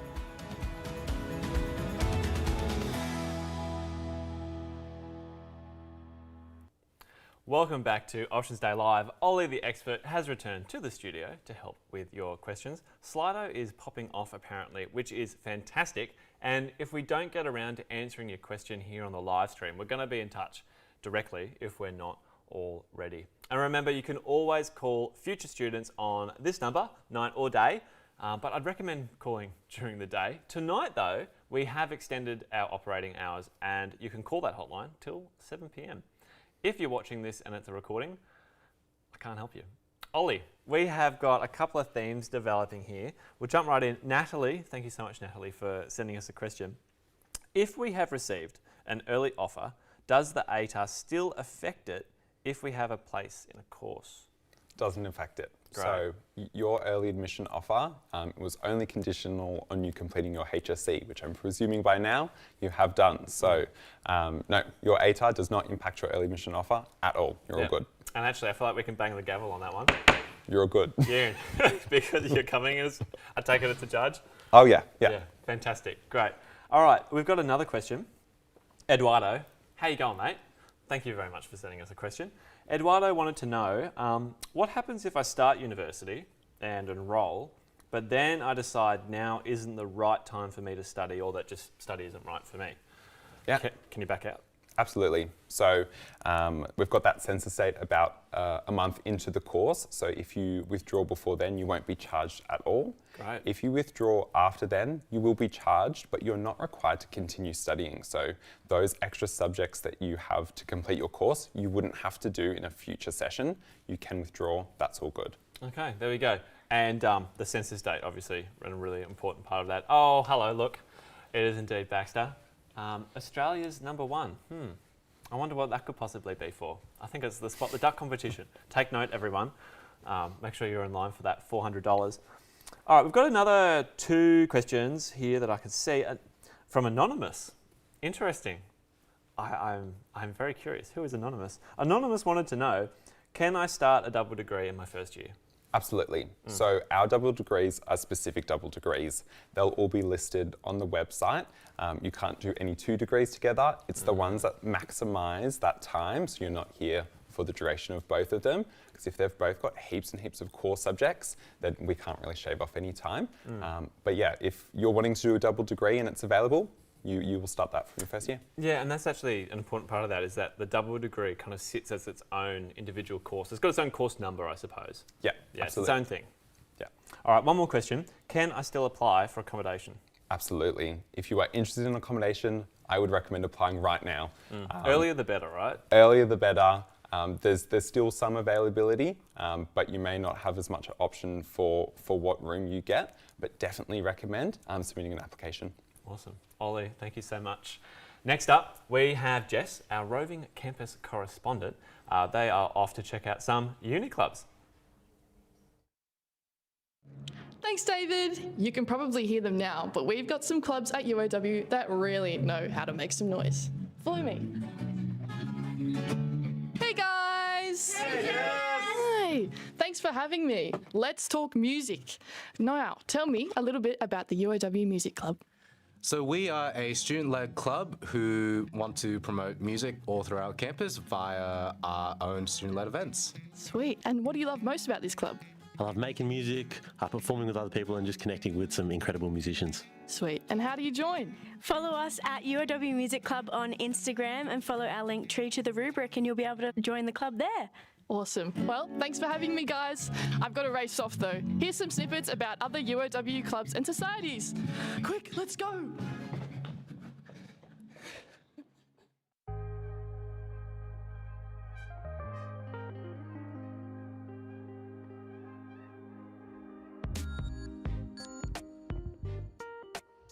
You're here at the university on campus to study, and clubs gives you an escape from that to go pursue your other interests, have it be some hobby, or if you want to use your degree in a more fun way.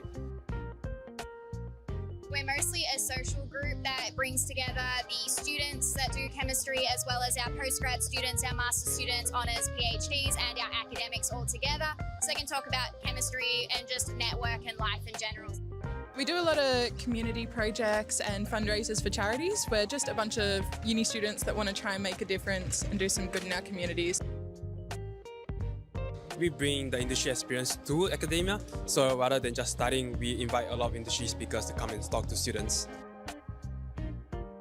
There's not really a student that can't join. The more that we understand and appreciate these organisms from anyone, then the more we look after them. We have an amazing array of events, from like social things like joining the trivia at the uni bar, to other things around Wollongong, to conferences, panels, Model UN. We're a nice diverse bunch and we love meeting new people.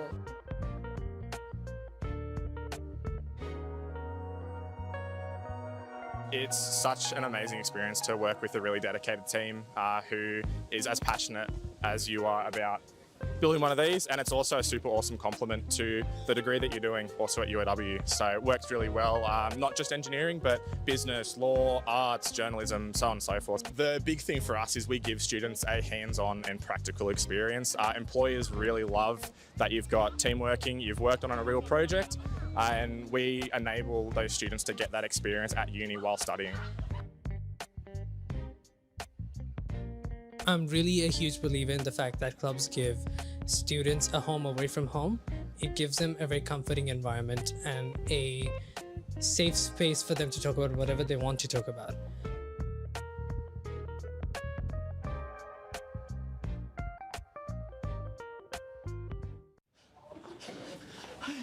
We finally made it to UOW Motorsports. Let's go have a look, but safety first. Thanks. What are we working on, guys? Just getting the car ready to go down to compete in 7 days. Awesome. And what do you love most about the UOW Motorsport Club? Just getting to build a car like this, work with a bunch of great people and have a really good complement to the degree I'm doing. It sounds so sick. And who can join? Anyone who's a student at UOW. We just want people who are keen and interested to come along and help out. Well, it looks awesome. And can I borrow this? If you give it back, sure. Maybe. Let's go.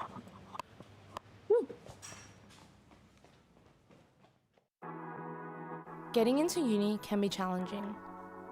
I didn't always feel ready or sure about my future. At UOW College, I wasn't alone. Now that I've finished my college course, I'm keen to get into the second year of my bachelor studies. UOW College gave me the confidence to be myself. I feel ready and prepared for what's ahead. UOW College helped me open these doors. Welcome back, everyone. Getting your ATAR can be exciting and rewarding, but if I remember correctly, for most of my classmates, it was terrifying, stressful, and sometimes disappointing. You may not get the ATAR you want. You may not get the ATAR you think you need. The first thing I want to say is that the ATAR is a globally recognised educational attainment. Getting an ATAR, whatever the number, is not only a credit to you and the effort that you've put in, but it's a qualification that you now have for the rest of your life. So it's not all doom and gloom. I also went to school with a classmate who got an ATAR of 94 and who was still disappointed. Success is sometimes a bar that we set for ourselves. Lastly, and perhaps most importantly, there are plenty of ways to get into uni if you don't have a cracking ATAR. UOW College offers pathway programs to the University of Wollongong as well as vocational courses. And to tell us a little bit more about UOW College, we are joined by Morgan Connor. Morgan, thank you so much for coming in. How are you going? Yeah, good, thank you. How are you? Yeah, I'm very good, thank you. Having a great time. Now, you have just graduated from UOW College. What did you do at college and what are you now doing at uni? Yeah, absolutely. So I did the Diploma of Medical and Health Science at the college. It's basically the same as first year at uni, just with a little bit more help. So it's smaller class sizes and there's more help kind of when you need it. Yeah, and it says that you're part of the fast track program. Sounds like you're part of Top Gun or something. So what's that designed to do? Yeah, so it kind of takes out the first semester, which is prep courses. So I'm a student that went to year 12 and I got my HSC I also did 3-unit maths, so I had kind of some qualifications already. So they kind of streamed me into the fast track program. Yeah, great. Oh, good. And this isn't the first time that you've been at university. You went to uni, left uni, came back to uni. Describe that kind of journey for me. Yeah, absolutely. So I graduated in 2020 from high school. As we know, that was like the COVID year. I came to uni straight off the back of that, and I was kind of burnt out, to be honest with you. I didn't do well at uni. I didn't like it. I couldn't make any friends not being on campus as well. So I dropped out. I went to work full-time and decided what I really wanted to do.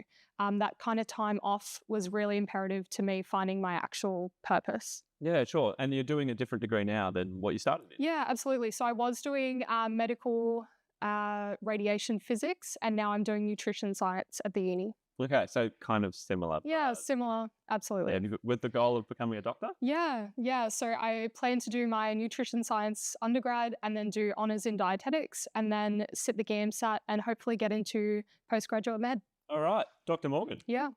Has a nice ring to it. Yeah, I know. So what's your biggest advice then for a student who maybe didn't get the ATAR that they wanted, they still want to go to university, they're not sure what their options are now? What would you say to them?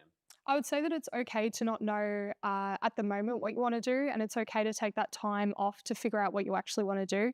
I think a lot of people put pressure into going to uni straight out of school, and they need to know what they want to do for the next 30 years of their life right now, and it's just not realistic. A lot of people change their pathways over time, and you can kind of take that time to figure out what you want to do. So you've just made the jump from college to university. Is there like an actual difference between the two in terms of your experience? Yeah, I would definitely say it's quite seamless between the two. Yeah. The teachers at the college definitely set you up to succeed in second year subjects. A lot of them have either tutored second year subjects or obviously have gone through them themselves. They know the content, they know what's expected. It's quite easy, kind of that transition, definitely. Yeah. And are you enjoying your degree thus far? Yeah, absolutely. It's everything I've ever thought it would be. I'm so motivated to go to class with all my friends. It's really lovely. Take a picture as we're here. Are some subjects sometimes a bit boring? I do have to take a statistics subject in spring that I'm a little bit nervous about. Yeah. All the subjects so far I've taken I've loved, good. but I'm worried about statistics. I'm not sure. I reckon in my degree I did 2 degrees. Yeah. I reckon I only had out of maybe like 2 or 3 subjects where I was like, that's pretty good. not for me. That's a good ratio. Yeah. Which I think is pretty good. Yeah. That's kind of life, you know? Yeah. Got to do the struggle. Yeah.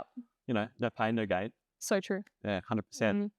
Morgan, thank you so much for coming in. Thank you for having me. No, not at all. So, coming up on our next segment, we are heading just up the road to some of our university accommodation. A lot of people who study at the University of Wollongong aren't actually from Wollongong. Luckily for you, we have some pretty neat digs here on campus. Thanks, David. We're live from UOW's on-campus student accommodation, Wollongong. And when we say on campus, we mean on campus. It's only a 5-minute walk to your classes. Right now, we're in the cinema room, one of many different types of fun rooms available for residents to book at any time for free. But follow me.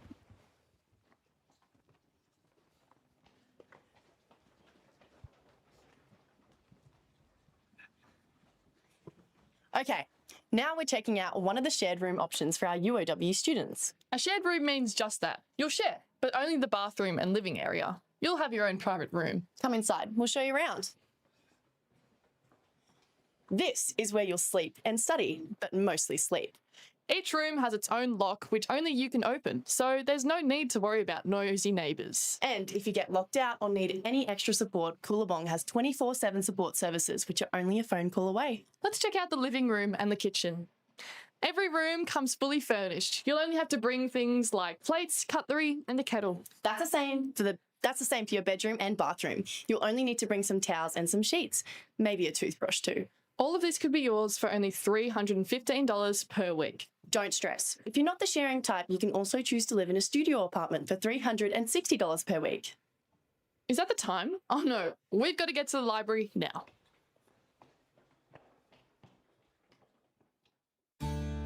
Congratulations on receiving your offer to study at the University of Wollongong. You're about to join one of Australia's best universities. There are a few easy steps you need to take to become a UOW student. First things first, you need to accept your offer. Simply refer to your offer confirmation email for information on how to do this. Once you're ready to enrol, head on over to Get Started and follow the prompts.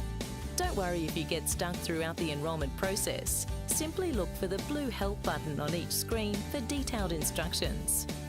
To activate your student account, you'll need to use your student number and date of birth. You can find your student number in the email you received with your offer to study. You'll then need to check your personal details and confirm your citizenship. Next, you'll need to upload a photo for your student ID card. There are some guidelines to follow, so please familiarise yourself before you upload your photo. We'll let you know when you can collect your card on campus. If you're an international student, your photo will be taken when you attend campus. You'll then need to select your course and then choose how you will pay your fees. If you are a domestic student, you may have the option of paying your fees up front, or you can defer your fees and pay them later. You may like to discuss your payment options with your family or UOW staff. In order to proceed with your enrolment, please be sure to select a payment type for both tuition and for the services and amenities fee. You'll then need to select your major if you're doing one and enrol in your subjects. You can review the recommended subjects for your course on the Get Started website. Once you've completed your enrolment, you are officially a UOW student. After you've enrolled, you may need to select class times for your tutorials, seminars, practicals or labs. Check the tutorial enrolment menu in SOLS to find out when you can make your selections. Opening times for class selections will vary based on subjects, and classes can fill up quickly, so make sure you're well prepared. Don't forget, if you need any help throughout the enrolment process, you can click the blue Help button on the enrolment pages, visit the frequently asked questions on Get Started, or contact Student Central. Congratulations again and welcome to UOW. Okay, so we have chatted accommodation. We've chatted how to enrol.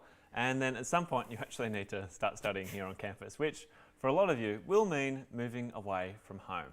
So I had to leave home to come to UOW, and it was maybe one of the best decisions I've ever made. I met 4 lifelong friends in my first rental, Lucy House. That was such a dream house. I had the best time. And we've now known each other for a decade.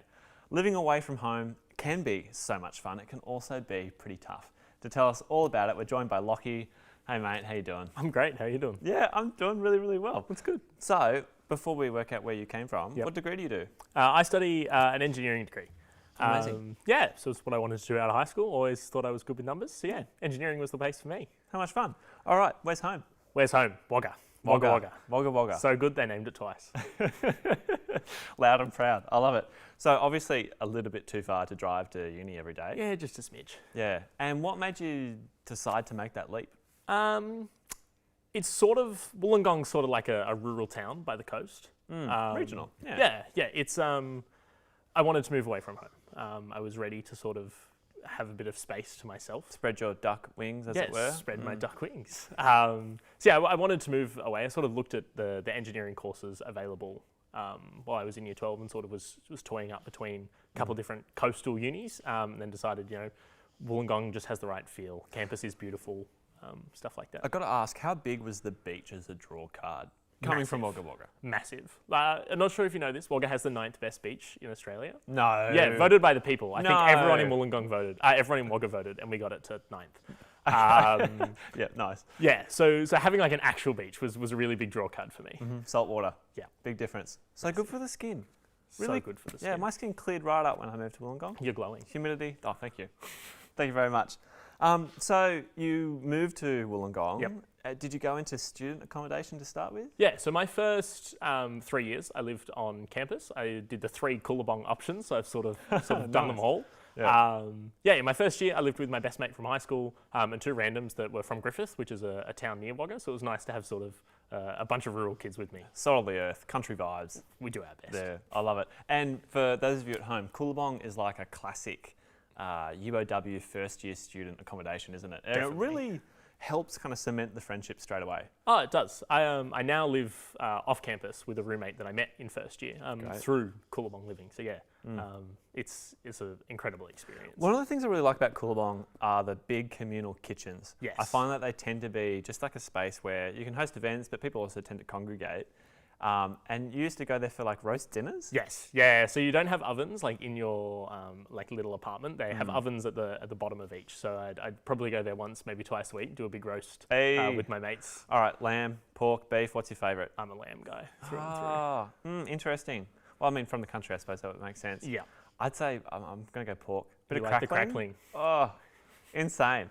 And you made gravy. Yep. Did you make it the traditional way where you like the dripping off the meat? And Gravox is king. Gravox is king. Nice. It's some incredible stuff. Again, we're not sponsored by Gravox, but again, Gravox, look, if you're out there, we're right here. If they want to, you know. 100%. Any regrets? Do you miss home? I miss home occasionally. I grew up on a farm. I grew up around pets. I've had so many different animals. It's hard to name. I had guinea fowl for a while. Hold on. Wait, you were like 10 years old. And you said to Mum for Christmas, "I'd like some guinea fowl. Forget a kitten." Close. I was definitely 10. We went to a chook market, and I came home with some guinea fowl. That's actually really cool. Yeah, I respect they're that. kind of cool pets. Are they the ones where when they're babies, they're so small you need like a special mesh, very fine mesh? I'm not sure. We definitely bought them when they were bigger, past that stage. Gotcha. The things would fly up to the top of trees. You could never find them. Amazing. Yeah, pets that you don't need to look after. So you do miss home, but you're feeling more settled. Oh, 100%. You create your own little life away from home that begins to feel more like your life than when you're at home. Like I visit home probably 3 or 4 times a year. And going home starts to feel like, I have to knock on my front door instead of just using my key. Oh, really? Yeah, well, you've established your own life and how you like to live. Yeah. That's interesting. Now, when you moved in, like I find that the accommodation on campus, it's kind of like a stepping stone into living out of home because there are some kind of support structures in place. Yeah, 100%. For example, the light bulb blows, you don't have to replace it yourself. Just ring them. Yeah. You've got like a maintenance number? Yeah, there's like a 24-hour maintenance people that come and look after you if stuff like that happens. How good. And you've got security on site, which is great. Very helpful. Good for mum and dad to know. Yes, definitely. And then like, are there stuff, what do you have to do yourself? You're still living out of home, so you've got to look after yourself, right? So the big learning curve for me was doing my own washing. My mum was great growing up, did all my washing for me. Yep. So that was the big learning curve for me. My dad taught me how to cook and do roast and stuff like that, so that wasn't huge for me. Chicken still scares me to this day, though. Really? Yeah. What aspect of it?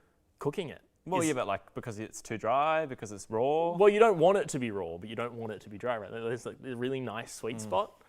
Yeah, I struggle. It was a tough one. It is. It was a tough one. Is your washing basket still overflowing sometimes? Oh, all the time. Yeah.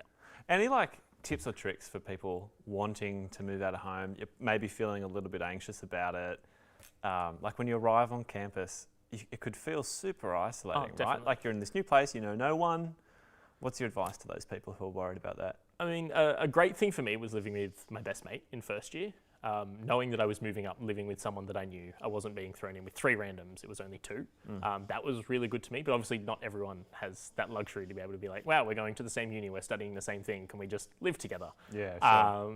So that was really good for me. I find having the confidence to go to any of like the communal things, putting yourself out there a bit, you'll meet people you would prefer to live with. Like, as I said, I now live with someone that I met in the communal events. Great. Yeah, just having the confidence or someone to sort of push you to go to those events, to meet people that way, sort of creates the experience a whole less. Awesome. Lockie, thank you so much for those words of wisdom. Oh, good. Thank you. We'll see you soon on another student panel. Definitely. All right. Coming up, we unravel the mysteries of the UAC preference. Now, look, I'm just going to say it. Is UAC as exciting and interesting as a deep dive into a Netflix true crime doco? No. Does it have significant implications for your future study at a tertiary education institution? Yeah. All this is just to say it's worth watching the video. After that, we jump into another student panel, this time chatting all things social science, education, and psychology. So I'm either going to learn something new or receive some psychoanalysis. Either way, it'll be great. And whatever you do, don't forget to keep an eye out for Baxter the Duck. He's going to be delivering more clues for our next Spot the Duck prize package. See you in a tick. You can change your course preferences in your UAC application as many times as you like. But be aware that there are a few days between each offer round when your preferences will be locked. If you log in at these times, there will be a notification telling you when you'll be able to edit them again. To start, log in using your registered email address and password.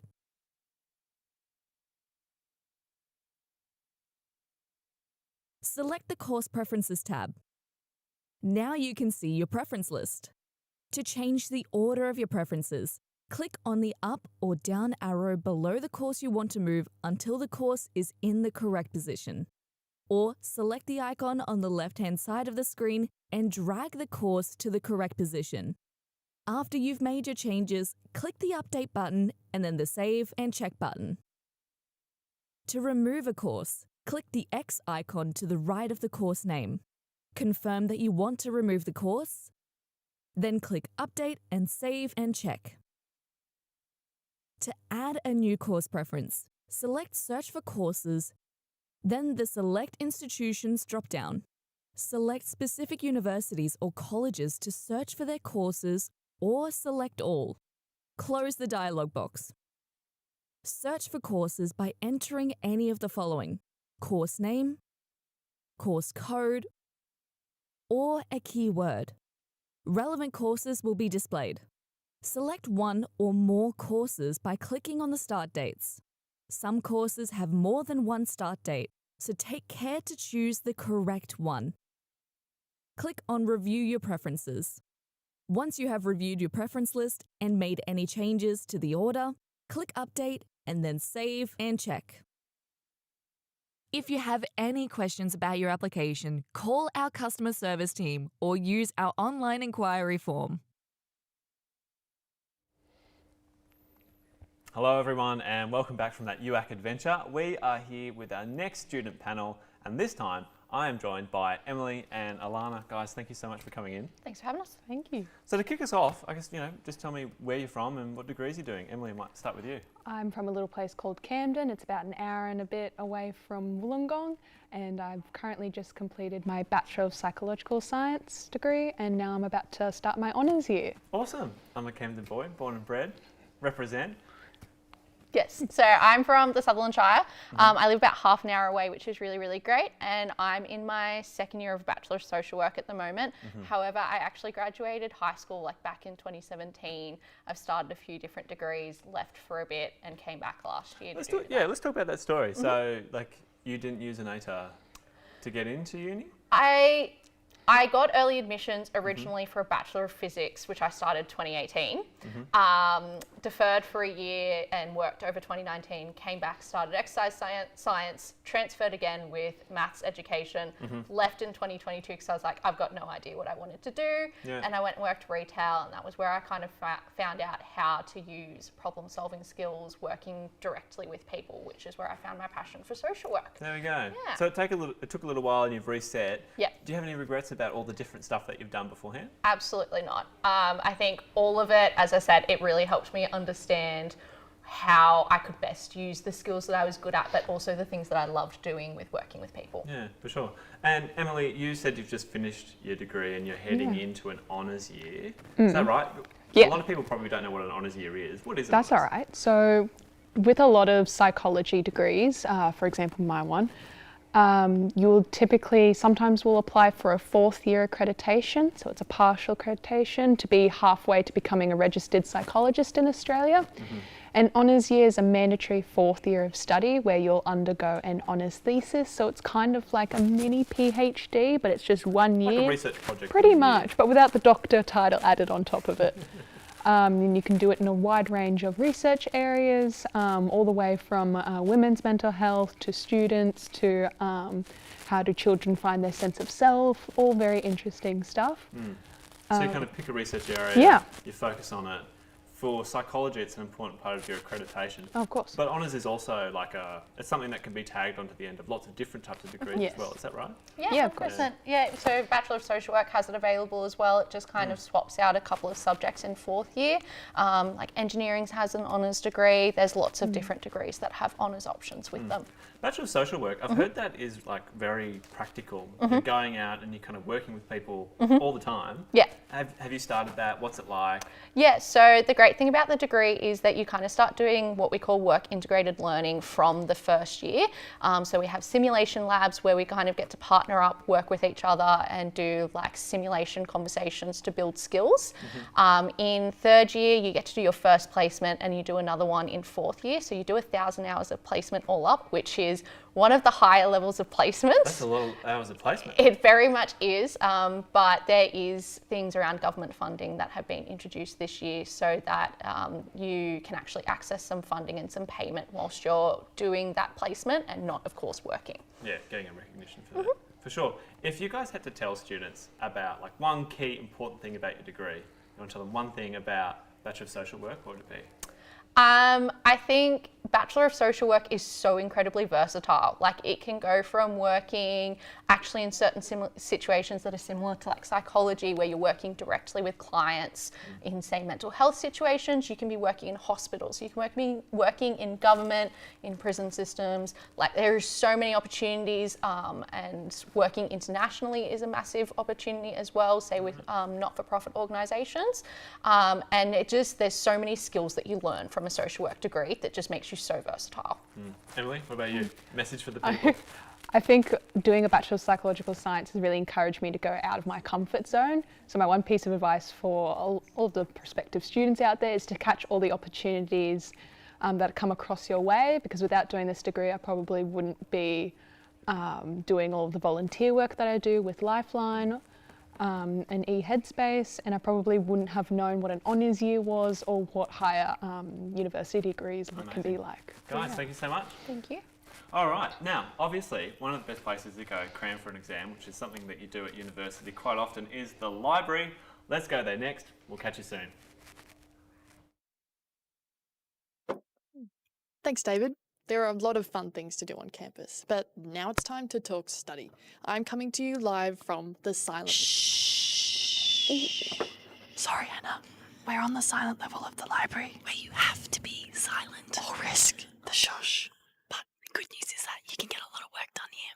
As the library has loads of study support services too, like online databases, textbooks, and academic skills support. Plus, study rooms that you can book to work on group projects, and the help desk staff are here all day to answer your questions. And don't worry, there are more floors of the library where you don't have to be as quiet. Shh. Oops, sorry guys, that was my bad. Now look who's being loud. And that's the library. Now we'll keep it down. See you soon.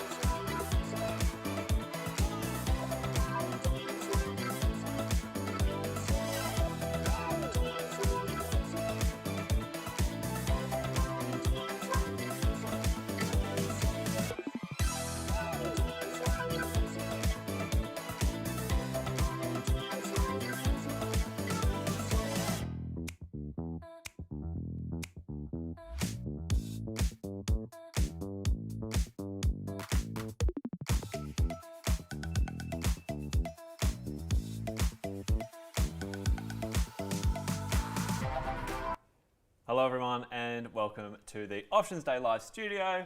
By the way, you have to be heaps quieter in the quiet section of the library. Anna and Jess just got away with that. I hope you caught Baxter hanging out around in the library delivering more spot the duck clues. And I'm not sure who is inside that costume, but they are doing a damn fine job of getting around campus. Commitment to the plot, I love it. Very UOW. Okay, what is next? We're just about to launch into another super student panel, this time getting the lowdown on education. Our roving reporters continue to explore the campus and we get Ollie, that quick changing, info providing genius, back up front to answer your questions. But don't forget, if you have a great question and you want to shout out, include your name and where you're from. We would love to know who's out there watching this broadcast. Now, all of the fantastic teachers that got you through the HSC were, once upon a time, students just like you, believe it or not, and chances are they studied how to be a teacher at university. Abby and Susie are doing just that and they join us now for the next student panel. Guys, thank you so much for coming in. Fantastic to see you. How you doing? Good. Excited to be here. Yeah, great. Thanks for having us. I've got, the first question's got to be, you've just finished school, you're looking ahead at the rest of your life without school, and then you decide to become a teacher, which is going to take you straight back to school. I might start with you, Abby. What was the, why? I have always loved working with kids, and for me, my grandparents were teachers and they always shared stories about how awesome being a teacher was, inspiring people to continue learning throughout their lives. And I think for me, being able to sort of inspire learning in kids, and I feel like teaching is just one of the very few, maybe the only profession where you can really have that sort of impact on people. And I had some great teachers growing up and it would just be so awesome if I could do that for some other young people. Speaking of impact, oh, here we go. Baxter is here. UOW is UOW. Everyone, take note of that. That is a clue which you're going to want to write down if you're part of the Spot the Duck prize competition. What about you, Susie? Yeah, so quite similar, to be honest. I honestly had a interesting experience when I was in primary school, and I think because I had such great connections with my teachers, I was like, that's something that I want to do and I want to go into. So then when I was deciding, when I was in year 12, what am I going to do after school, I was like, teaching's for me. I want to make an impact. Isn't it amazing the impact a teacher can have? A good teacher. Yeah, I had a guy, Mr. Watkins. Shout out to you, Mr. Watkins. My year 7 science teacher was the reason I studied science at uni. There you go. Yeah, awesome bloke.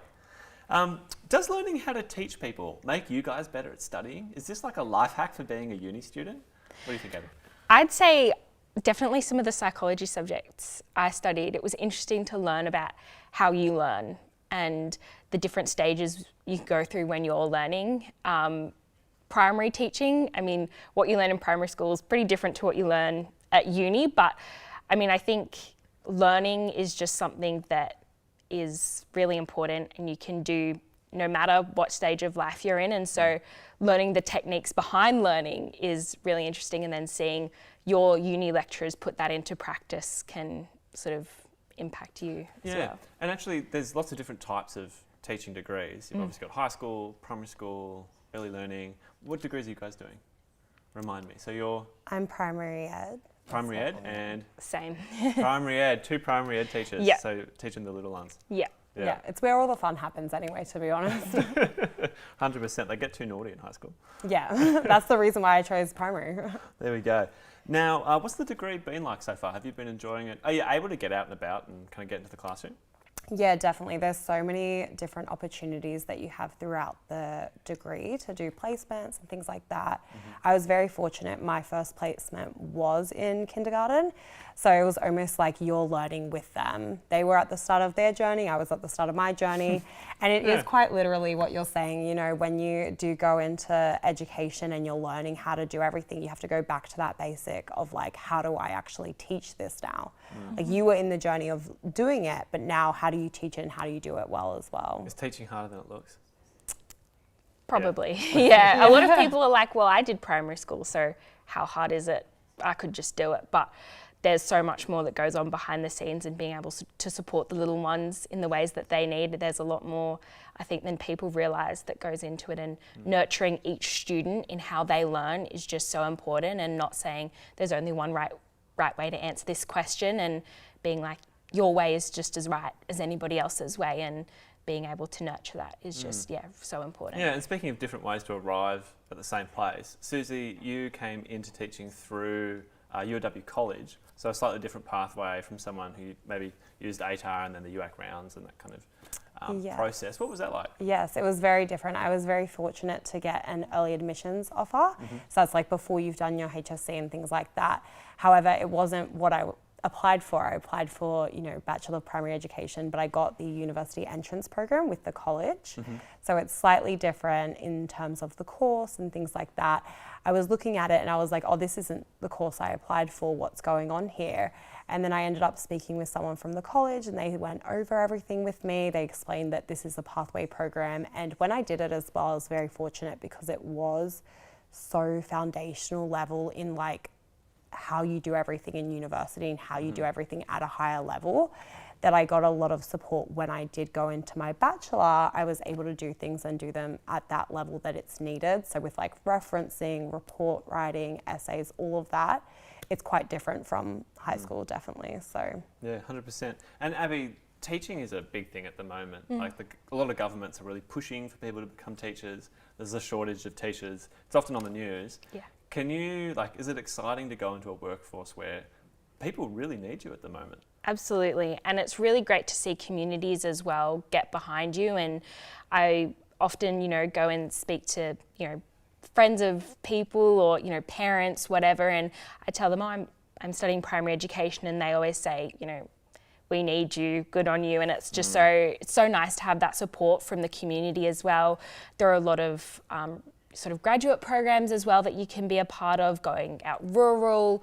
I know one of my friends graduated last year and she went out rural and is loving it. So there are so many different sorts of ways you can get out. Yeah, and you can really actually travel a lot as a teacher. Absolutely. It's pretty awesome. Everywhere. Yeah, absolutely. You can teach anywhere and, it's not really that hard to go over and teach overseas if you wanted to, which is something that I'd definitely be interested in. And so yeah, it's such an awesome qualification to have in career. It can take you in so many different directions. And then I guess finally, if you guys were going to give one kind of key piece of advice for someone who's considering teaching or just wants to get into uni, the ATAR's coming out tomorrow, what would your 2 pieces of advice be? I might start with you, Susie.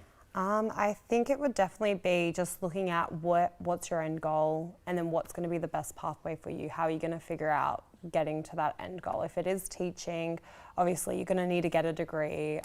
If you want to be the best teacher you can be, come to UOW, why not? But definitely just figure out what's that journey going to look like for you and how you're going to do that, and just make sure that you do get as much help and support as you can with what's available to you as well, because it is quite different to other, pathways that you can go into. It's a lot more hands-on as well. You are interacting with kids, whether they're high school or primary school or anything like that. It is very person to person, and you do need to have those skills, and you want to get equipped with all the information you need. Yeah. What about you, Abby? One little nugget of gold. Mine would just be that it's all going to be okay. I think so many people, including myself, just was so stressed about ATARs and sort of what if I don't get that number, I need that number. And I don't think I've been asked once since leaving year 12 what my ATAR is. It doesn't define you. And I think, of course, it would be lovely if you did well and got the score that you wanted and you had that goal. But if you don't, it'll be okay. And there are so many places like the UOW College that can help you get to where you want to go. And even if you get into university and you're finding it all a bit difficult and overwhelming, there are so many services that we have and we can provide you. So I think it'll all be okay and you'll get to where you want to go. And it's part of the fun is just the journey that gets you there. Amazing. Thank you both so much for joining us. You're welcome. All right, we are broadcasting live from the wonderful Wollongong campus right now. But what if the beach life just isn't for you? In my first year of university, I decided that I was going to become a surfer dude. I was going to get the tan, get the dreads, rip some waves. The first and last time that I went surfing, I nearly broke my nose. Not surprising, it is rather large.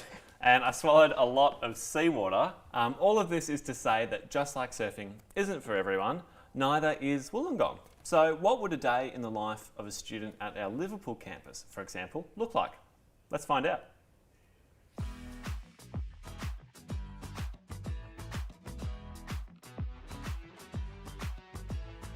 I love the community at Liverpool, it's really good, and coming into our new building at Civic Place, you're not just a number here, it's a really tight community and you feel like you're at a place where you belong.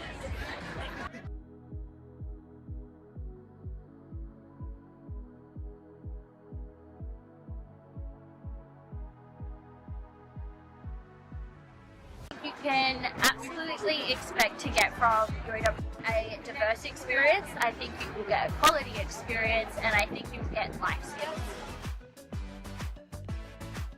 Even though we are a smaller campus, we actually have heaps and heaps of events. I'm really excited to see this just be a beautiful education. G'day folks, we are back in the studio for Options Day Live. You have been asking us questions and we are here to give you answers. Luckily for me, I get to palm off this huge task to Ollie, the UOW guru. Just a quick reminder that if you do have a question and you want to get it answered, you can send it through on Slido. Mate, you're back in the hot seat and boy do we have some questions for you. So I'm delighted to say that Eduardo has been in touch again. Eduardo, you're a legend. Eduardo is wondering, is it hard to juggle a part-time or casual job if you're studying full-time? I have to say it depends on the person a lot. I've been able to study full-time and have part-time work, but you find the balance that works best with you. And if full-time study isn't working, you can enroll in less subjects and extend your degree a little bit. There's also, you might be able to get youth allowance through Centrelink if you meet the requirements. So there are scholarships and things like that that could help you, so you maybe don't have to work as much as well. Yeah, and actually I had a mate, actually one of my housemates, one of my good friends actually, who I'm still in contact with. He was going through a bit of a rough time at home. There was some stuff happening in the family which had impacted his ability to juggle all of those. And so he did, before the census date, he dropped down from 4 subjects to 3 subjects. 3 subjects is still a full-time workload. So, you know, you can still maintain a full-time workload but kind of back off a little bit as well. That's an option there. Absolutely. There's also something called a leave of absence. So if you do a semester and then you decide want to break, maybe a semester off or a year off, you can take that time off, no questions asked as well, so you can put pause on your degree, maybe earn a bit more money to support yourself, and then come back when you're ready. 100%. And talking about building futures, here we are. What's the get up this time? I've gone back to my roots. I'm an engineer this time. So you didn't finish the degree, but here you are, like living the engineering life. Got the hard hat and everything. Yeah, I'm delighted. Commitment, more commitment to the plot. It's fantastic. Jaden has a question. Thanks, Jaden. Much appreciated. Can I take classes with my friends if they are in the same degree? Yes. It's something that I've done a lot throughout my degree. When you enroll in your tutorials, it's a bit like buying concert tickets. There'll be a time, it would be a specific time, it'll be 9:08 p.m. and you want to be on there ready to go. And then you tell your friends the one that you're going for as well. And then you'll both try and click that at the same time and hope for the best that in that 1 second that you've got in, that you've got the same class. I've often found as well that if you're doing a degree, the same degree as someone else, because you share so many similar subjects, well, you share the exact same subjects, and you usually do them often at the same time, you tend to just, like I had like a cohort of people that I wasn't even necessarily great friends with, but you just recognise because you're doing the same course, you're working in the same classes, you're going to the same tutorials and lectures, and that was a great feeling. You felt like you were kind of almost part of a school year in a way. Yeah. Yeah. All right, let's look at a couple more questions. Here we go. Let's find one. I like this one. How do I know what to enroll in for my first semester? So it depends on your course. Each course will have a different first semester. If you have a really specific course, when you go to enroll, they might already be there in the portal for you to just add, something like nursing, you just click add to them all. Otherwise, the course handbook is your best point of contact, and that has all the subjects that you'll have to do for your first year as well. Yeah, and we've talked about the course handbook a fair bit. It's on our website. It's kind of your best friend during uni in terms of working out what you've got to do next. All right, Benny from Jamboree, local. G'day, mate. He wants to know, what does it actually mean when it says ATAR/selection rank? Yes. Is there a difference? I don't know. There is a bit of a difference. So your ATAR is that number that you'll get from NESA, and your selection rank is things that happen in the background. So there's a few extra bonus points that you may be able to get on your offer, which is why we say even if you don't have the required ATAR for your top preference, you may still get it. So leave it there, because in the background, things like subjects you've done, if you're from a rural area, those kind of things can be added to your selection rank, which means that you might have a They used to be known as bonus points. Yeah. That's what they were called when I went to uni. I think the name's changed, but same idea. Yeah. Amazing. Ollie, thank you so much. Now, I mentioned before my unfulfilled dream of becoming a surfer dude. Still hasn't happened yet. But if you are a fan of the surf, you should definitely pay attention to the next segment, where we're going to explore the legendary Campus East. And when we are back, it is time to announce the next winner of the Spot the Duck prize pack. See you soon. What are you looking at? Oh, can you hear that? Hear what? It sounds like the ocean. Oh, that's because it is. We're at our accommodation, Campus East, which is right by the beach. You're telling me that I can live at the beach? Yeah, that's right. From $315 per week, this could all be yours. That sounds pretty sweet, but I don't want to think about having to cook for myself. Don't worry, I don't want to have to think about eating your cooking. But not to worry, Campus East has both catered and self-catered options, so we don't have to risk your food poisoning. Hey, it's not that bad, but I suppose that does sound pretty good. The only other problem, I don't have a car. UOW to the rescue. There are free buses that run between campus, Wollongong Central, the beach, the train station, iHouse, and right here to Campus East. No way! But what's iHouse? Oh, that's our other student accommodation. It's closer into town and is fully catered. You can have a look at all the rooms online. Like Coolabong, there are always heaps of events on and lots of people to meet. I'm almost overwhelmed with the amount of options I have. I know. Make sure you submit an application as soon as possible. I don't want to miss out on this. Now quick, let's go get the free bus to the beach. Congratulations on receiving your offer to study at the University of Wollongong. You're about to join one of Australia's best universities. There are a few easy steps you need to take to become a UOW student. First things first, you need to accept your offer. Simply refer to your offer confirmation email for information on how to do this. Once you're ready to enrol, head on over to Get Started and follow the prompts.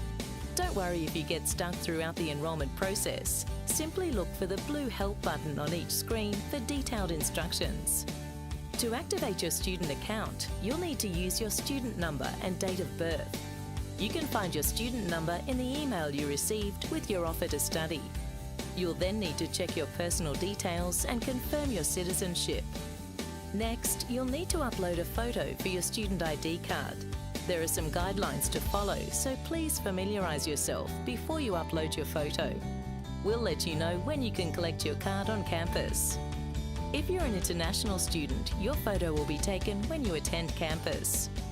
You'll then need to select your course and then choose how you will pay your fees. If you are a domestic student, you may have the option of paying your fees up front, or you can defer your fees and pay them later. You may like to discuss your payment options with your family or UOW staff.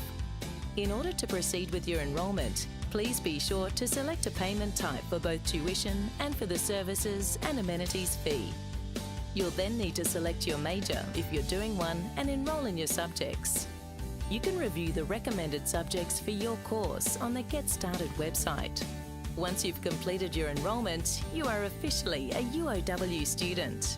After you've enrolled, you may need to select class times for your tutorials, seminars, practicals or labs. Check the tutorial enrolment menu in SOLS to find out when you can make your selections. Opening times for class selections will vary based on subjects, and classes can fill up quickly, so make sure you're well prepared. Don't forget, if you need any help throughout the enrolment process, you can click the blue Help button on the enrolment pages, visit the frequently asked questions on Get Started, or contact Student Central. Congratulations again and welcome to UOW.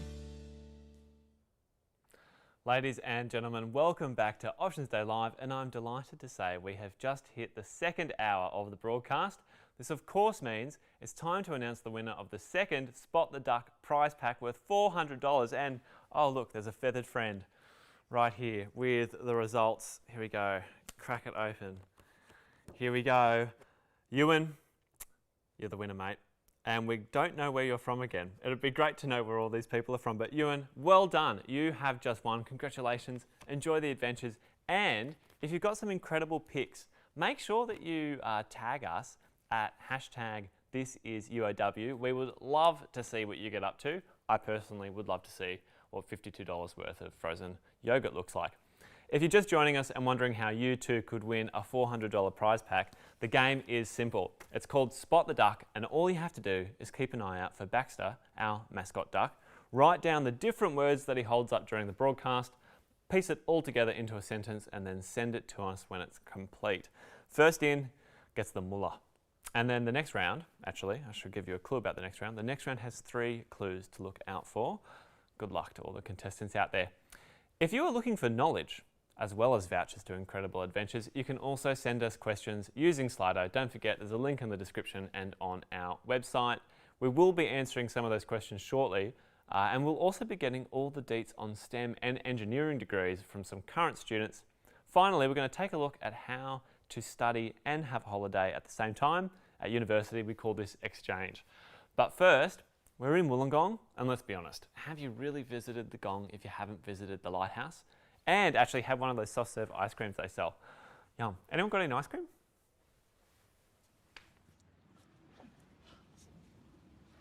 Thanks, David. And what a lovely day.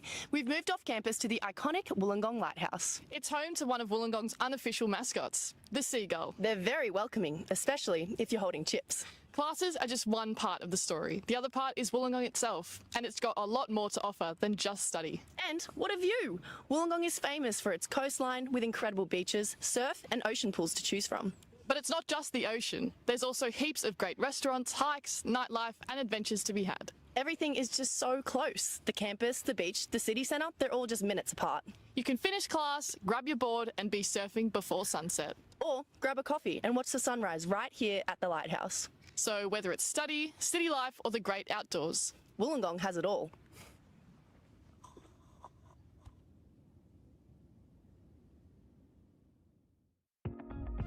Are you always asking questions about the world around you? Or what's beyond the universe? Or how AI will integrate into our lives? Or how do bridges stay upright?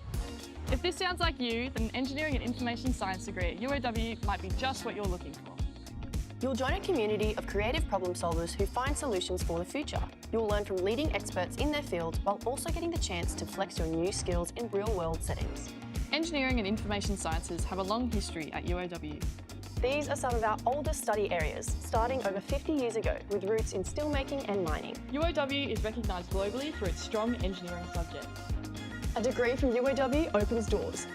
It offers industry collaboration, access to experts and guest lecturers, and networking events. There are opportunities to earn scholarships or cadetships, compete at local or international design competitions, or even study abroad at a partner institution. Breakthroughs in mathematics, physics, engineering, computer science and IT are empowering the next generation of students. I suppose the next question is, are you up for the challenge? Hello everyone, we are back and it is time to talk STEM. That is of course science, technology, engineering and mathematics. I did a science degree here at UOW and we have some amazing programs, wicked equipment, and I'm just going to say it, some really cool researchers. I have always said, as I've said throughout this broadcast, that nerdy is the new cool, and I'm joined by living proof of my theory in the form of Laz and Sam. Hey guys, how you going? Hey David, I'm pretty good. Yourself, mate? Yeah, good. Enjoying the program. It's been good so far. So let's talk about what the two of you do. Sam, let's start with you. Yep, so I'm in my second year for my Bachelor of Computer Science, majoring in cybersecurity, so very much all that like hackery sort of stuff you see on Mr. Robot and all that. Amazing. Laz? I just finished my 4th year, so my honours year of a Bachelor of Medical Biotechnology with honours at the end. Okay, Yeah. amazing. So biotechnology. Yeah, so Explain it to me. it's all about using biological things, DNA, proteins, cells, in order to solve problems. So looking at genetic engineering, solving cancer. I spent my honours year researching motor neuron disease and looking into which genetic mutations are likely to cause that disease so that we can diagnose people earlier using DNA tests. Amazing. Yeah. That sounds so cool. It was really fun. I had a great time. The nerd's coming out of me already. All right, Sam, computer science, cybersecurity, obviously super important. I got hacked the other day. I got hacked. I know. Anyway, it's fixed. The bank's got it. But cybersecurity, very important for me and everyone else. What's your degree been like? So with all the like CSIT degrees, the first couple of years are pretty, I don't want to say basic, but they're all mostly samey just because like you can change majors pretty easily. So I have to keep the first 2 years. Good like foundation. Exactly, fundamental stuff, right? Coming into the third year though, starting to do some like ethical hacking stuff. It's pretty fun. Ethical hacking? Yeah. What is ethical hacking? So think about this, right? How do you know a wall's secure, right? You start like tossing stuff at it, make sure it doesn't fall over, yeah? Yeah. So ethical hacking is like being in the place of a hacker to make sure that there aren't any holes in the wall. Gotcha. Yeah. So you're the pretend attacker. Yeah, exactly. And then you let them know if there's a hole that you can sneak through. And they let you patch up the hole. Yeah, excellent. Okay, I like that. I prefer that form of hacking. That's so much better. Building 41 has a rock collection in it. At least it did have the last time I was there. I love that rock collection. Is it still there? It's still there. They've got all of the little rocks from around the world. They've got the big amethyst geode, which is one of my favorites, and all the little like bones and other things. I think there's a big shell. Yeah. My favorite is they have like these really polished spheres, and they have one that's like red and black. It's like banded, kind of like irony looking formation. It's really cool. Banded iron formation? They have some of that in another building too. How good. So I studied geology here at UOW. I'm a huge rock nerd. Even if you're not a rock nerd, go to Building 41. It's actually pretty amazing to see. Gorgeous. Now, you would both do a lot of work in labs, but I'd imagine that the labs that you're working in are very different, or maybe I'm wrong. What are the type of labs that you work in, Liz? So there's two main kinds of labs, because we've got our teaching labs and our research labs, and they're pretty different. So the teaching labs have lots and lots of desks. You've got computers in there too, so that you can look at class notes or follow along with a presentation. And they're quite good. They've got a lot of resources, but they're mostly brought in for specific experiments. Whereas the research labs are a whole different board game. I was lucky enough to be able to do a research class in my third year and also an internship between my third and fourth year and my honours. So I've spent a lot of time in these like research labs by now. Yeah, and pretty specky? Yeah, I mean, it really depends what you're doing, but we've got some of the biggest electron microscopes in the Southern Hemisphere. So they can look at like really, really small proteins and such. And my best friend has just been like using them to look at the structure of amyloid proteins, which is pretty cool. They're like big fibrils. We've got big microscopes that I've been using to look at how proteins change shape inside cells. And then we've got all the usual stuff to look after: mammalian cells, bacteria, all of everything you need. How cool. How cool. And then a computer science lab, not as many electron microscopes, I'm imagining. Unfortunately, yeah. What are you getting there? Lots of computers? Yeah, well, at least like my experience with the degree, the computer labs are there only if you don't have a laptop. So you can actually do everything just on your own laptop, which I like doing because I like my own greasy keyboard, no one else's greasy keyboards. But yeah, so it's all pretty much just contained within your own sort of laptop. Like if they need anything really fancy, they just give you like a virtual machine image and just go through that. Pretty simple. Oh yeah, virtual machine.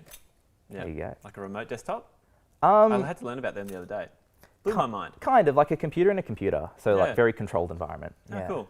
Now, ATARs. Tomorrow, ATARs come out for students that have just completed the HSC. What were your guys' experiences of the ATAR? You know, what do you think about it? Sam?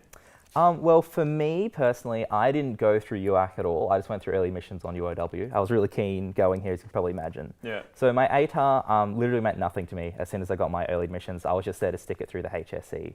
So yeah. Yeah, because you do have to complete the HSC. Yes. That's important. I couldn't fumble it. I did have to complete it properly like everyone else, but it just wasn't as stressful for me. Yeah. What about you, Liz? Yeah, I had a pretty similar pathway. I got in through early admissions, and as part of that, I was invited to apply for a scholarship. So I did that and I got it. So then it got to UAC. I'd already paid the like really early fee to get it cheaper. So like I did that in April, and I was like, I don't really want to go anywhere else. So I did the joke thing they said earlier where I put 5 different preferences, all of which were UOW courses. Yeah. But I just enrolled in the early admissions one. I didn't actually use any of the other ones. Oh, good. And has the scholarship helped? Absolutely. I mean, I spent like the summer holidays between my second and third year in Europe. I have family and friends over there, and I just traveled for 2 months. Just after finishing my degree, I just went to New Zealand for another 2.5 weeks. So like most people, I've used most of the money just to travel around. I got a car. Amazing. Yeah. Amazing. Thank you so much for coming in. Really appreciate it. Thank you. Alrighty, now science is a great area of study because it doesn't just happen locally or nationally, it's truly international with people travelling just about everywhere to get answers. Good thing that UOW is a global university.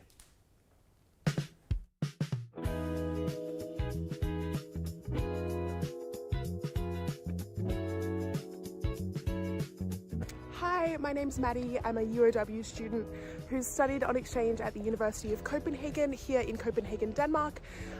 So come along with me on my campus today to see what it's like to study abroad. Hi everyone, my name is Katea and I'm currently in my 4th year of a double degree in law and politics, philosophy and economics at the University of Wollongong. I have the incredible opportunity to be studying abroad with the University of Liverpool for 1 semester. So today I will be showing you around campus. Class of the day is a lecture. We're going to head there now. It is 2 hours long and for my econ class. The highlight of my exchange has definitely been all the amazing friends I've made from all over the world, some of which I've already visited in their home countries. Studying in mainland Europe also means it's super accessible to get to nearby countries, and I've been to 15 countries in the time that I've been here in the last 6 months. On Wednesdays, they are generally reserved for sports, so not many people will have classes. We're about to play a student cup game against the University of Sheffield. Because I've been studying at a partner university with UOW, I was able to put all of my fees on my HEX help loan with the Australian government, just like the rest of my university fees. The only out-of-pocket expenses were my accommodation, my flights, and my day-to-day living expenses. All of those I was able to help pay for with the OS help loan and the UOW travel grant.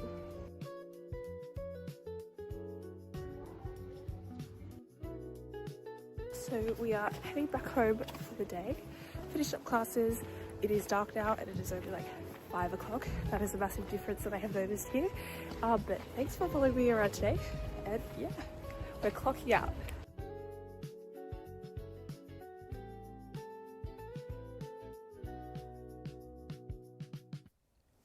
Hello and welcome back to Options Day Live.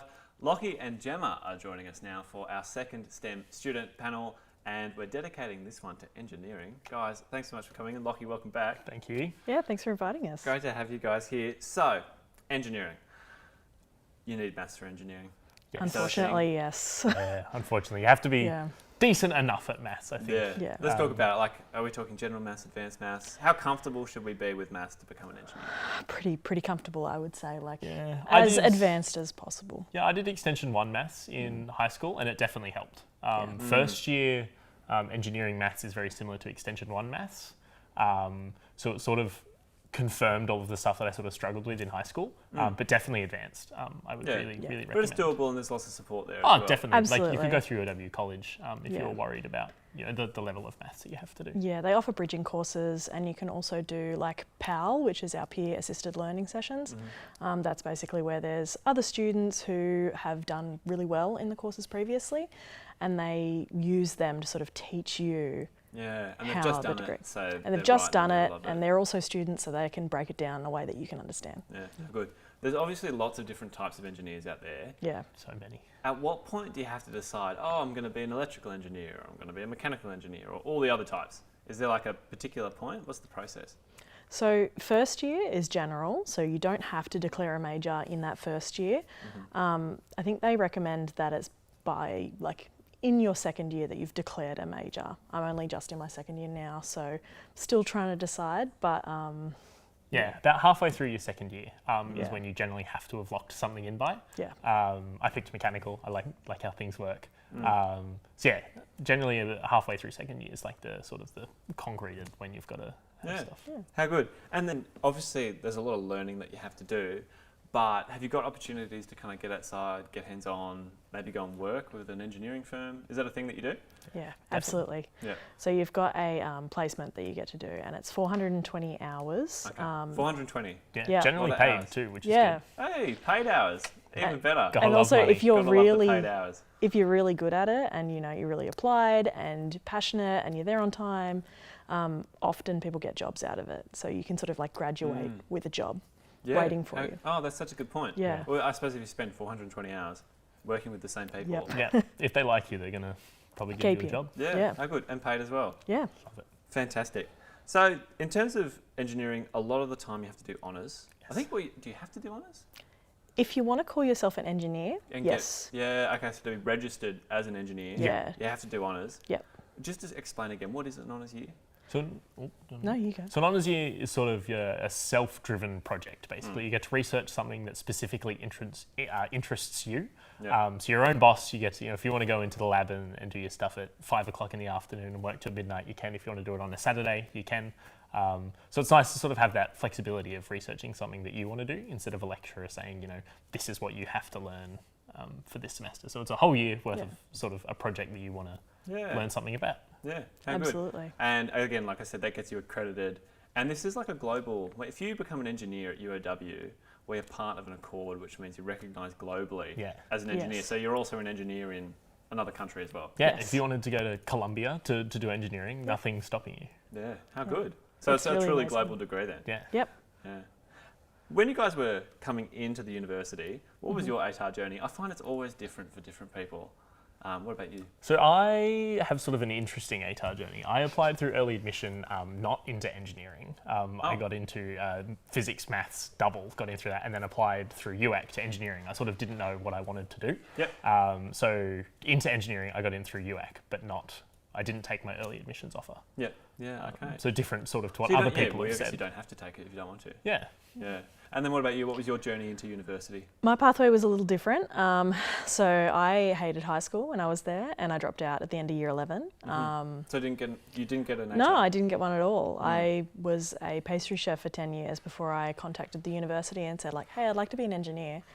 What's the process like? Hold up. So you went and got a trade? A pastry chef is a trade? Absolutely. Okay. So you can make like a mean croissant? I can. Definitely. How good. How good. I will admit, I love the Great British Bake Off.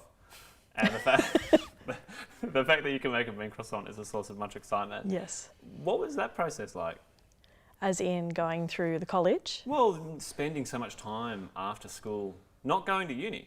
And then, what was the trigger point to decide no more croissants? Yeah. I want to make bridges. It was always something that, I never thought I wanted to do pastry chefing forever. It really sort of hurts you back all the time, and it's not very great hours. You never see anybody. Yeah. It's hard to have a social life. And then COVID happened and everybody was stuck inside, and I was like, well, now's sort of a good time to at least step out of my comfort zone a little bit and try to see how I would do at university. I always thought that I was too stupid and dumb. Which so is I a thought, really big misconception. Yeah. And we've talked about this before on this live broadcast. Uni isn't necessarily about how incredibly smart you are. It's often about how hard you're willing to work. 100%. Yeah. If you're willing to grind and put the effort in, you can get there wherever there is. Definitely. Absolutely. Yeah. So yeah, I thought I'd just give myself the chance to fail, especially because everybody's sort of indoors. We're not really talking to each other. So if I failed, nobody's going to know. But then I didn't. Safe space to fail. Yeah. COVID-19. Who knew? Yeah. So engineering, a pretty tough degree in terms of a lot of study involved often. Yeah. Study tips and tricks. You guys have been there, you've done that. Yep. Any kind of advice for people coming in?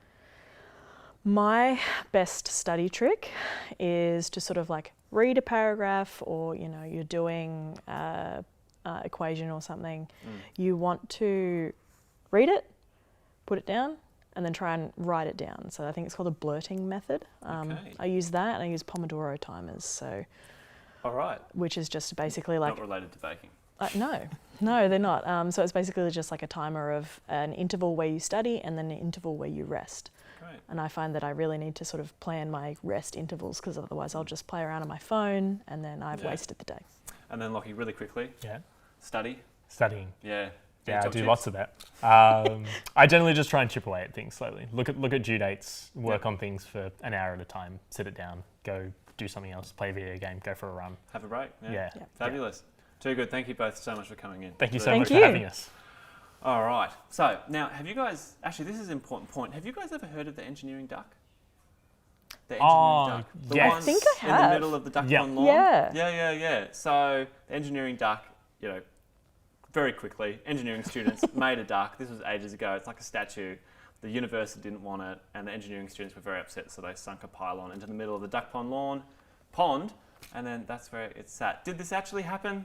Who knows? Is it a great story? Definitely. Definitely. And speaking of ducks, don't forget to keep looking for Baxter and win that Spot the Duck prize. There's $400 worth of experiences and food right here in the Gong, and it could be yours.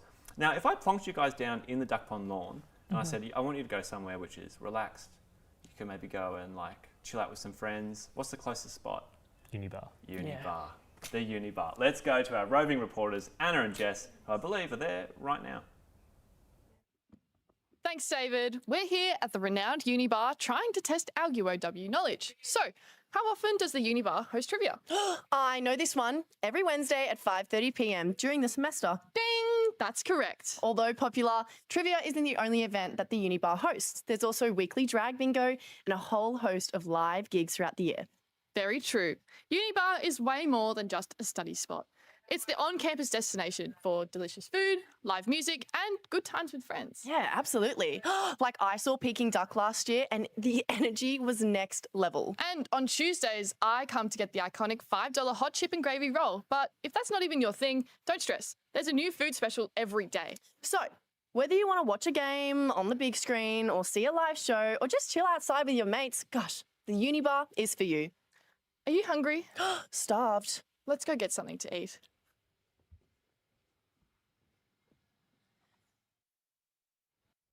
Hello everyone and welcome back from the Unibar. I'm a big fan actually of the $5 chip and gravy roll. Ollie, the UOW Professor of Problem Solving, is here again to continue spreading the gift of knowledge and to answer the questions piling up in Slido. Ollie, let's have a look at what we've got. I can see that we've done yet another costume change. What are we this time? I'm a nurse today, so I've got my stethoscope, my little oxygen meter. Yeah, how good? How's your oxygen reading looking? Strong? Not sure. 2 BC. Okay, so looking at some of the questions that are coming in on Slido. Kobe has asked, thanks Kobe for asking, can I still apply for accommodation? Yes, absolutely. Recommend to apply as soon as you can, but there are definitely still spots that are available. Yeah, how good. And the quicker you apply, the better. Yeah, absolutely. Yeah. And we did mention this before. Spaces can tend to fill up towards the end of the year. It's good to get in and kind of check out the options that are available to you. Yeah, absolutely. You might not get your first preference of room, but there is still spaces, so definitely hop on and apply. Check it out. All right, Alex. Alex says, "G'day, coming to ya from Orange." Alex, what a legend. Thank you, man. Do I have to move out of uni accommodation as soon as the semester ends and I finish exams? That is a great question. Do you have to up sticks and get out? So most contracts will run for 45 weeks. So that's from sort of late January all the way up until early December. If you're wanting to stay over the summer, you can also, at Wollongong, if you're at a different accommodation, you move on to Wollongong and you can spend the summer there too. So you don't have to move home if you want to stay here. So over the summer, most uni students who are in accommodation tend to head home because there's such a long break. Yeah. But you can organise to stay on Wollongong if you need to. Yeah, if you want to spend the summer at the beach, then you can live at Wollongong over the summer and keep going. Not such a bad idea. All right, let's have a look. Kelly, good afternoon. First time uni parent. Hi, Kelly. Good on you for helping get your kid through the HSC. Just wanted to know, is there a medical centre or doctor on UOW campus? There is, right on campus. They're really lovely there. There's a pathology and there's all the doctors there as well. Really lovely, and it's right in the centre of campus. Yeah, one of the things that I really love about the UOW campus is that it's its own kind of little enclosed thing, and there's so much on site that I would rock up and I'd just never leave. There's a little supermarket, there's heaps of cafes and restaurants, there's a place where you can go buy textbooks and supplies, there's a doctor, everything you need is here. You don't have to leave. Yeah, we've got everything. We've got you covered. Yeah, it's actually really, really good. All right, and then we've got Ben from Wodonga, nearly in Victoria. Is that the Victorian side? Albury, Wodonga. I think so. It is in Victoria, yes. So, bit nervous about moving to Wollongong, and fair enough, Ben. What are the best ways to make friends at uni? I found it really easy by living on accommodation with my roommates as that sort of first point of reference. You didn't have to try and meet someone. They were just in there in your apartment. Yeah. But there's heaps of events that are always running on campus, whether that's on accommodation or all those different clubs and societies we have. Heaps of ways to make friends. In your classes, you'll do group projects. There are so many ways to meet friends. I have friends from heaps of different things, study tours. You'll meet people from all over and you'll walk across campus. And they're everywhere. Ben, if I was going to give you some advice, I was in the exact same position, although I wasn't coming from nearly as far away, so good on you, mate. I found the open day, like open days, an orientation week. That's the week kind of prior in the lead up to the semester. If you can make it to open week, orientation week. If you can make it to orientation week, there are heaps of clubs that are out and about with, you know, their tables out, they get to chat to you, you get to sign up. I made some immediate friends through a couple of clubs that I signed up with. And is it a little bit awkward, you know, when you first kind of have to meet all these new people? Yeah, sure, like 100%. But, you know, the social gears start moving pretty quick and you start making friends. All right, let's do maybe a couple more questions. So we have got, let's have a look. Oh, this is a good one. Valerie from Port Macquarie. How do I get a student ID card? So when you're enrolling online, if you search up Get Started UOW, you can upload a photo into the portal there and they'll mail you one, so you don't have to come in person. No way. Otherwise, instant to the door. Yeah. Well, you can put in your address and we'll send that to you. Otherwise, in that O week, before you start, there will be a tent on campus where you can go. They'll take a photo there. Might not look the best, but and they can print it off right then and there, or our Student Central as well can print it on the spot. 100%. Mark from Lismore, how do I get to campus? So yeah, there's a couple different ways. We've got a free bus that goes around Wollongong and to the train station. So if you're coming up from Sydney, you can catch the train and hop on the 9N bus and it comes straight to campus. If you're in Wollongong, maybe at Campus East or iHouse, you can get on that free bus to come here. Otherwise, we've got parking. You can pedal out. I was a big fan of cycling. I cycled into Wollongong. Yeah, there's like a bike path which runs over the highway, which is great. Makes it super easy to get across the highway. Yeah, and I would cycle into Wollongong every day as well. There's bike pumps all around campus, yeah. Yeah, that's true. And we do have those bike stations. Yeah. They're really good. All right, we have got Jack from Wollongong. G'day, mate. You're a local. Really interested in sport. Can I play sports at UOW? And he wants to know, is it competitive? Is it social? What's the vibe? So heaps of different options. In those clubs and societies, you've got heaps of sports clubs that you can play. So I've played with the hockey in the hockey club. What position? Halfback. Halfback as well? Oh, very good. Sorry, keep going. Yeah, so there's all the sports clubs there. Part of that you can go to uni games as well. So I went up to the Gold Coast and competed against unis from all around Australia. So that's a bit more of the competitive side. I've also played in a social netball team on a Thursday evening that we lost every single game. So it's all the options. Awesome. Thank you so much, Ollie. Alrighty, continuing with the show, we get to get real with current students, this time studying health and medicine. We're also going to have the parent talk. So if your parents are around and you want to hear, or they want to hear from UOW, get them to jump online. Definitely get them to jump on a different device though, it'll make our numbers go up. We'll also continue looking at our other campuses, this time in the regions. And then I am delighted to say we launch the first ever Options Day live quiz show. Think Jeopardy, but just so much better. Catch you after this video. Can we get some help in here? At the University of Wollongong, we have a range of different degrees designed to help people and our planet. He's fine, follow me. You can choose from a bunch of different degrees in environmental science, nursing, health, or medical science. Which can lead to a career as a nurse, a dietitian, or a marine biologist, just to name a few. Regardless of what you choose to study, you'll get hands-on experience, access to the best tech, and plenty of opportunities to gain valuable work experience. You could study in our $35 million science teaching facility, equipped with the latest technology to help you with your study. You'll have access to human anatomy labs and clinical labs, which use equipment to give you the closest experience to seeing real patients. And if you study environmental and biological sciences, you'll spend half of your degree with this as your classroom.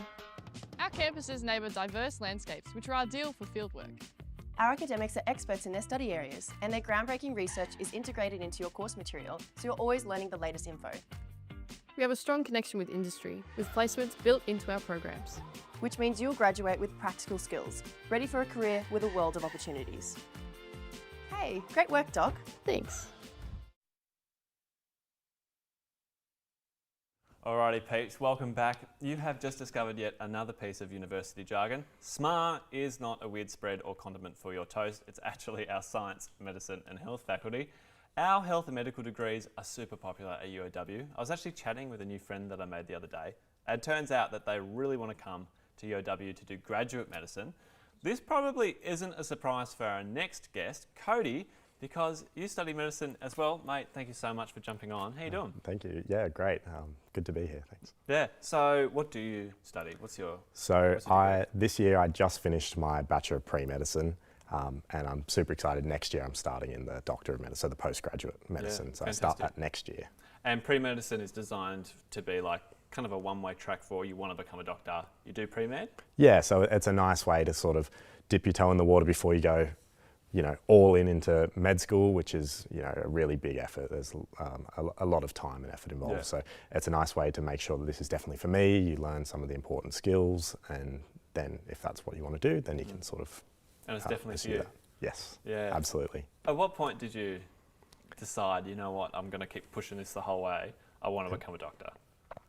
Well, in my first year, like when I was in year 12, I thought, okay, great, this is something that I feel like I want to do. Oh, another thing that you might want to do is note down those words right there if you're interested in winning the Spot the Duck prize package. Thanks, Baxter.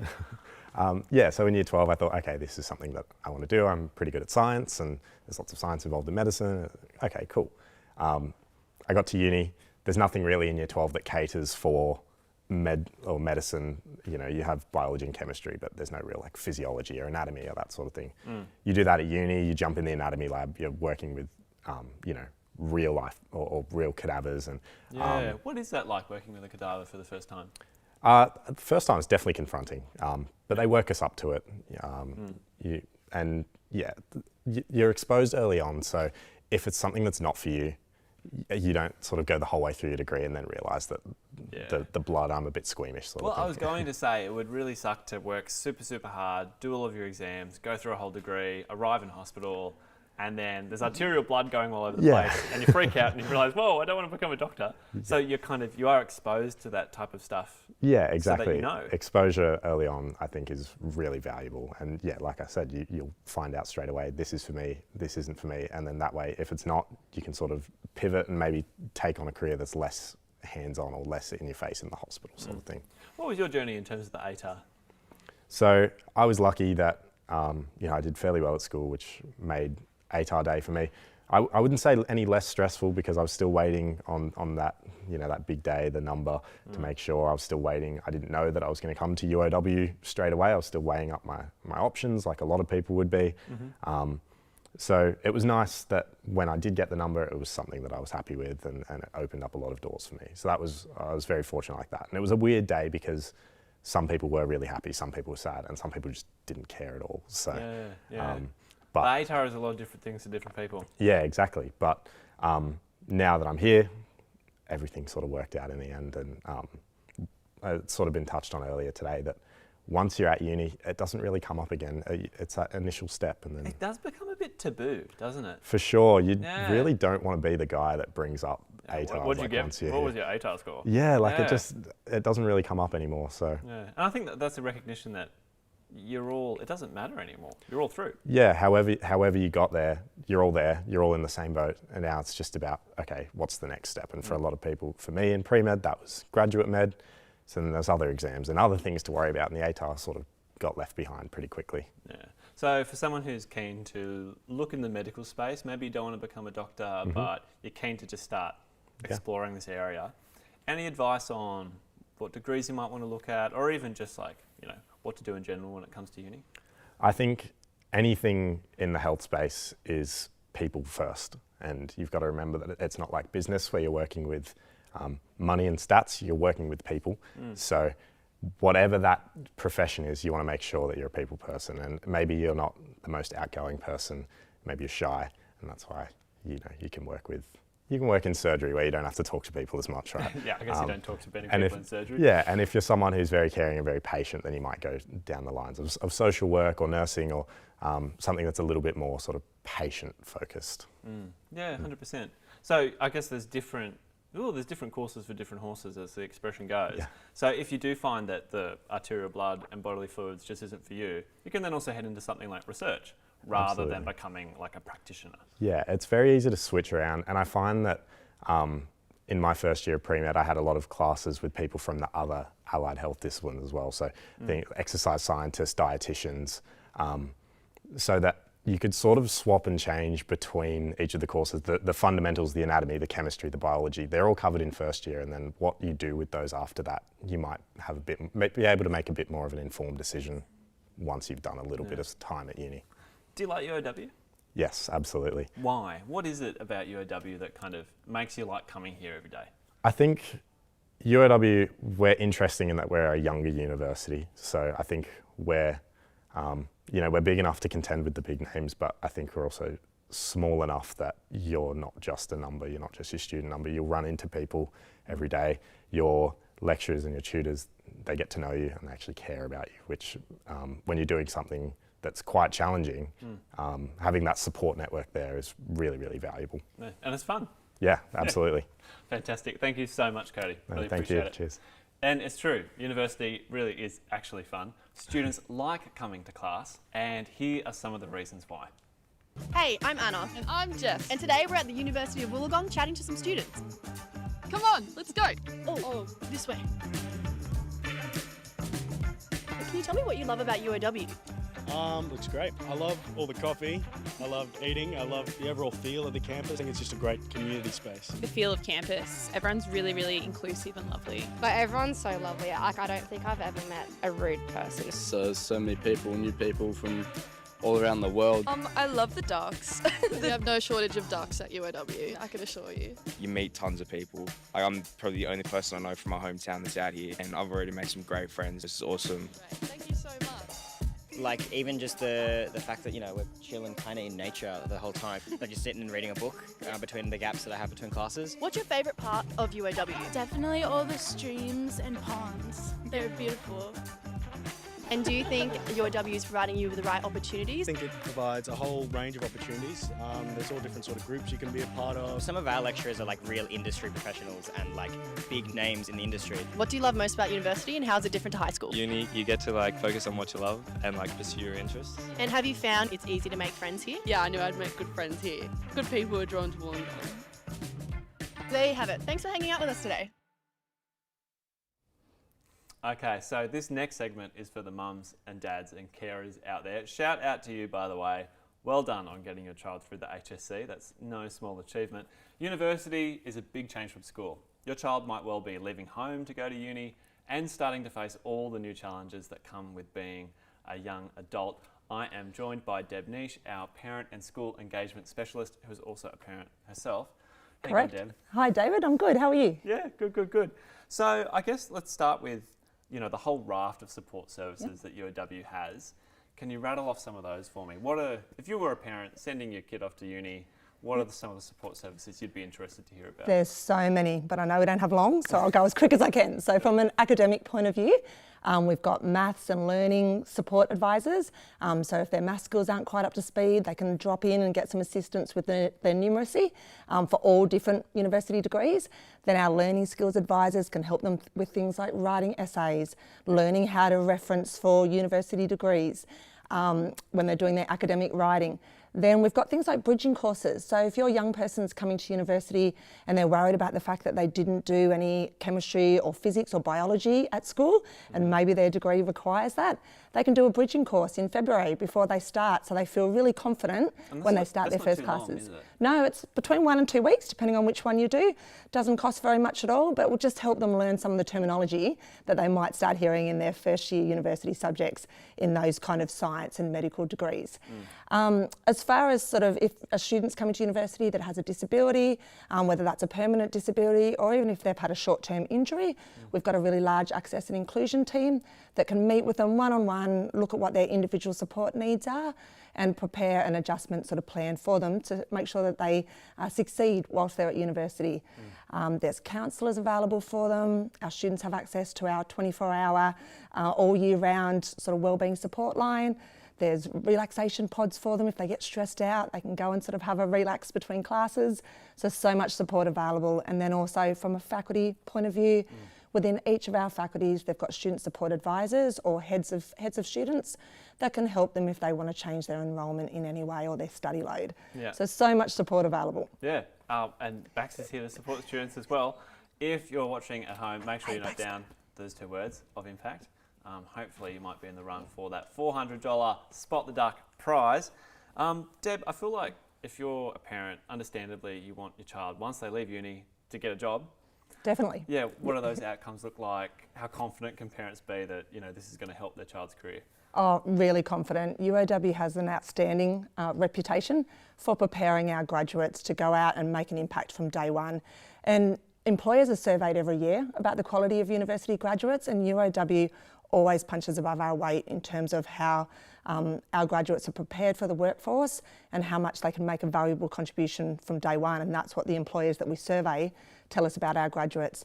How do we do that? A lot of our degrees have the opportunity for them to do work experience or internships, even subjects that put them in industry and have them learning on the job and bringing that back into the classroom. And that's available across a lot of different degrees, not just nursing and teaching as you would expect, but also in our law degree, in our engineering degree, within our business degree, it's an option. So we feel like that opportunity to get real world experience is being reflected when they go out there.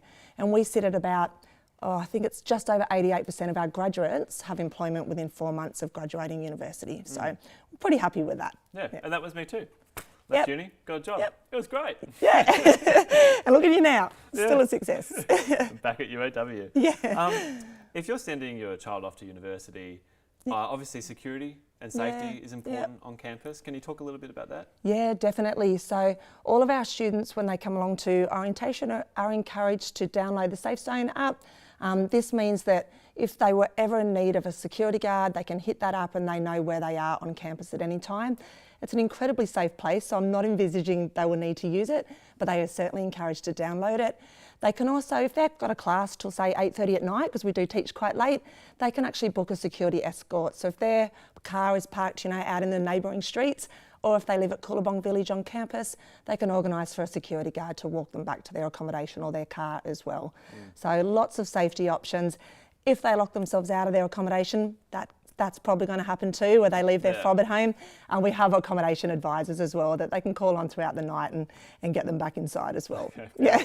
I'm sure that's happened many a time. Yeah. I can imagine. Definitely. Now, something that we keep returning to throughout this broadcast is the idea that you don't necessarily need to move to Wollongong to study at the University of Wollongong. What about our different kind of campuses around the place? What are the study options there? Yeah, so we've got another 8 campuses outside of the Wollongong one. So we go all the way down the south coast to Bega, and we've got a campus in Batemans Bay in the UOW region, in the Shoalhaven, up in the Southern Highlands in Moss Vale, in Liverpool, in Sutherland. So there's opportunities for students to stay studying close to home, keep enjoying mum's cooking, and really make that smooth transition into university. So it also means that in some of those degrees we talked about where they're doing work experience or work integrated learning, they're doing those in their local communities. And if they make the right impression, that could lead to a job back in their local community when they graduate. Still getting the same internationally renowned university degree from a university that's renowned around the world, but can study on their doorstep in one of those regional towns. So they don't have to make that big jump straight away. Nothing better than mum's cooking. That's exactly right. Hope my kids say that. Probably not. Deb, thank you so much. It's been a delight.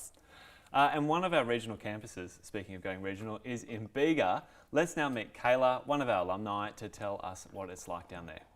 Hi, I'm Kayla. I'm a graduate from UOW Bega Valley campus, and I'm now working within the local community as a registered nurse. So I knew I've always wanted to be a nurse. It's always been a passion of mine to look after people that are, in their most vulnerable. My mother and my sister are both nurses, and my mother-in-law and sister-in-law. I guess you can say nursing's in my blood. So I chose to study at the UOW Bega Valley campus because it's within my community, it was close to home, and it was right near the hospital where I wanted to work, and it just opened up the opportunities for me here within the community. When I received the Aboriginal cadetship, I was so excited. I've always wanted to work in the hospital, and that was just a little foot in the door before I actually graduated. I was able to do 1 working shift a week at the hospital, which really helped me get my experience up. I was able to use the skills that I'd learned at uni within the hospital, and my scope of practice went up as my uni degree did. I was a part of the team, and I sort of knew the lay of the land over there, so it was really good. So at the moment I'm doing my transition to specialty practice, which is great and learning so much, and it's just an incredible program. So the most rewarding part of my day is just helping people, getting them up and ready for the day, making a small difference, even if it's just getting them showered. But being able to give back in some kind of way, I feel like it's doing my small part to make sure our community stays healthy and strong. So having my son there from the beginning was a huge thing for me. He was my biggest cheerleader. He really supported me through it as well. And then my partner was there to also support me through it, and I couldn't have done it without both of them.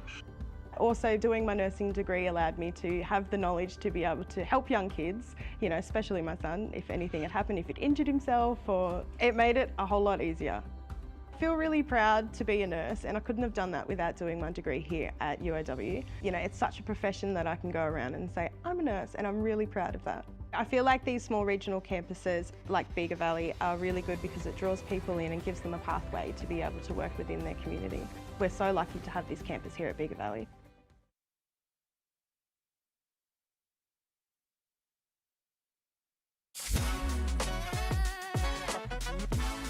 I guess it all sort of started at UOW.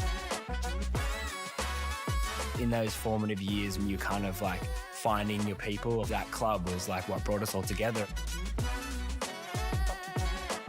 When you talk about what we learn at UOW, and the things that I cherish most from UOW is these friendships.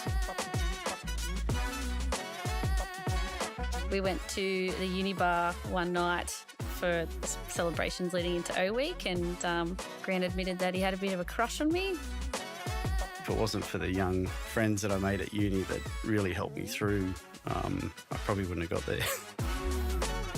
I feel very lucky to have met someone that can be that inspirational.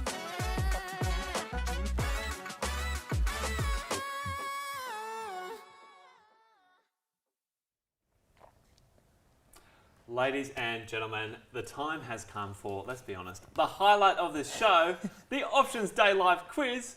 Tom Gleeson, if you're out there and you are looking for a co-host for Hard Quiz, you can consider this my audition tape.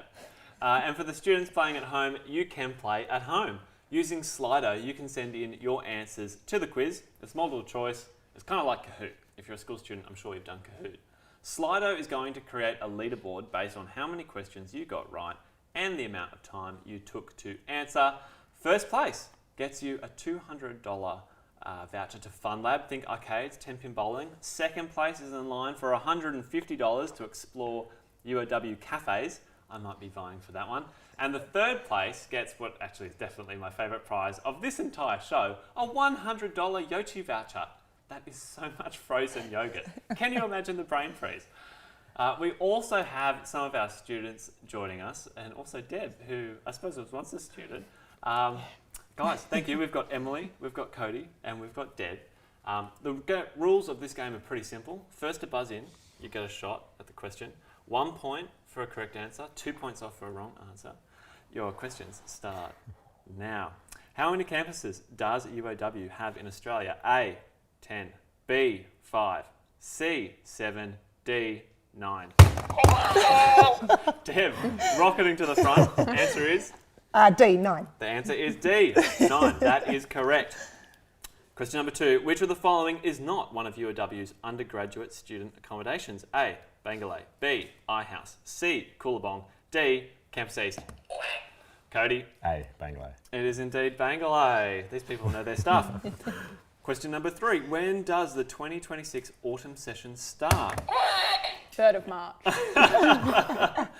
Emily has jumped in and didn't need the A, B, C or D. No. We got there. It was indeed C. I think it's the 2nd of March when the 2026 autumn session starts. I think that's -2. Minus points. Yeah, that is indeed -2. Question number 4. Where does UOW rank for Australian public universities educational experience? You need to let me put in the A, B, C and D. A number 2, B number 10, C number 4, D number 1. Deb, hit me. D number 1. Oh yeah, you're really proud of that one, I can tell. Yes. Question number 5. What is the future student's phone number? A, 02 422 13555. Sounds a little bit like Bing Lee. B, 1300 367 869, or C, 1300 275 869. All right, I think that was Cody. It's B. It is indeed B, 1300 367 869. Remember, we're going to be open on that line until 7 p.m. tonight. Give us a call if you've got any questions. Question 6. How many eateries are there on the Wollongong campus? A, 11, B, 14, C, 18, D, 21. I'm sorry, Deb, I'm going to have to rule you out of this one. Sorry, that was too early. That's okay. All right, Cody. It's 18. Yeah, it is 18. Very nice. By the way, I'm loving the buzzers. Quack 5, stars, it's all happening. Question number 7. I love how into this everyone is. This is very intense. If you received an early admission offer, do you also have to put it in your UAC preferences? A, true, B, false. False, you do not have to. False, you do not have to put your early admission offer in your UAC preferences. Save them for different degrees. Question number 8. Where did Lachlan live before he moved to Wollongong? A, Orange, B, Canberra, C, Wagga Wagga, D, Campbelltown. Cody, you got it with like the technique, mate. It's Wagga. It is indeed Wagga Wagga. Lockie moved over 400 k's to go to UOW. Second last question of the night, question number 9. What is the longest amount of time that you can defer your offer? A, 6 months, B, 12 months, C, 3 months, or D, 24 months? Deb?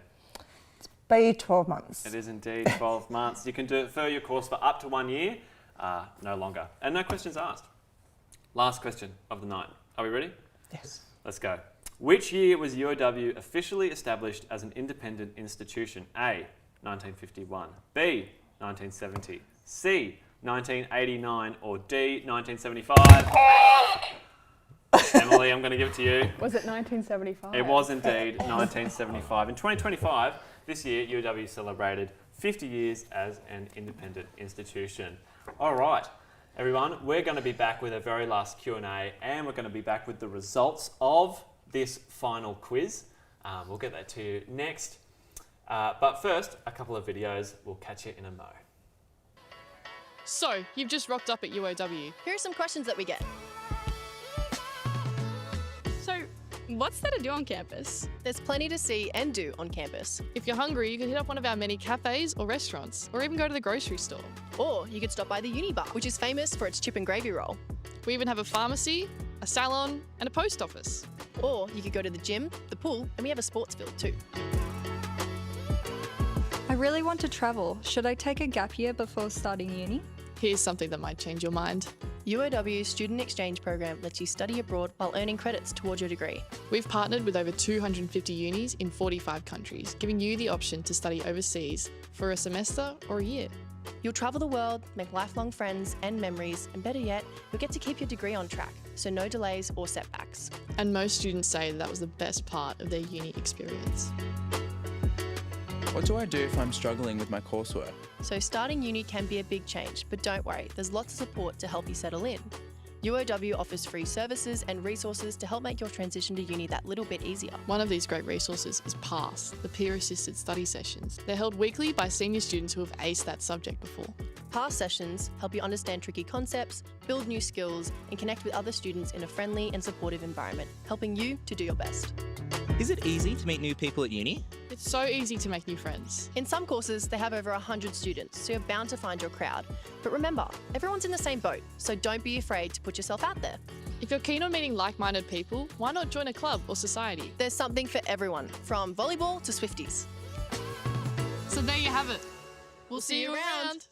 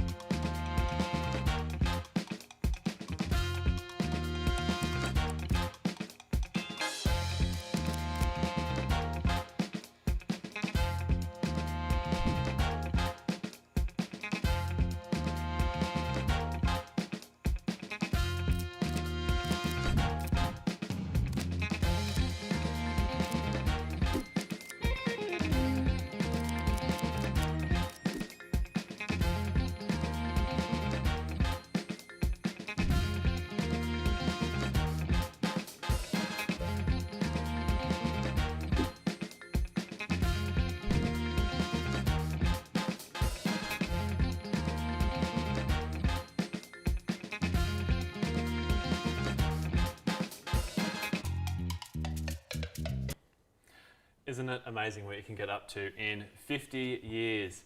And now you guys have been sending us some questions, and it's now our turn to answer those questions. Thank you again so much for sending them through.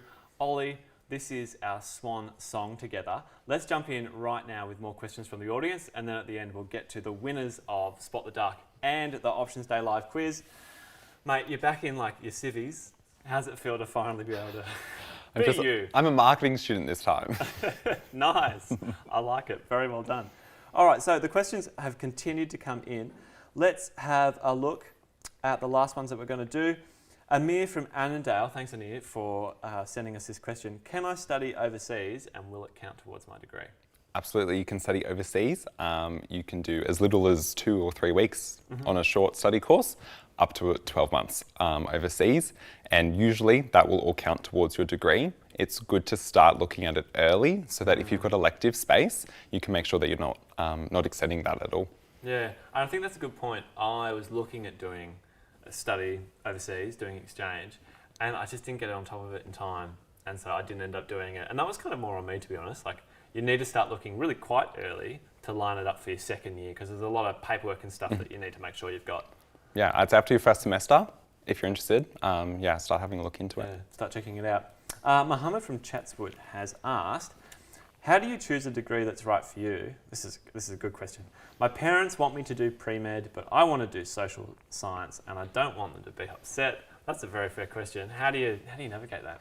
I think being able to have an open discussion and be able to say that, you know, this is something that you want to do, and because you'll do well in something that you're passionate about. Yeah.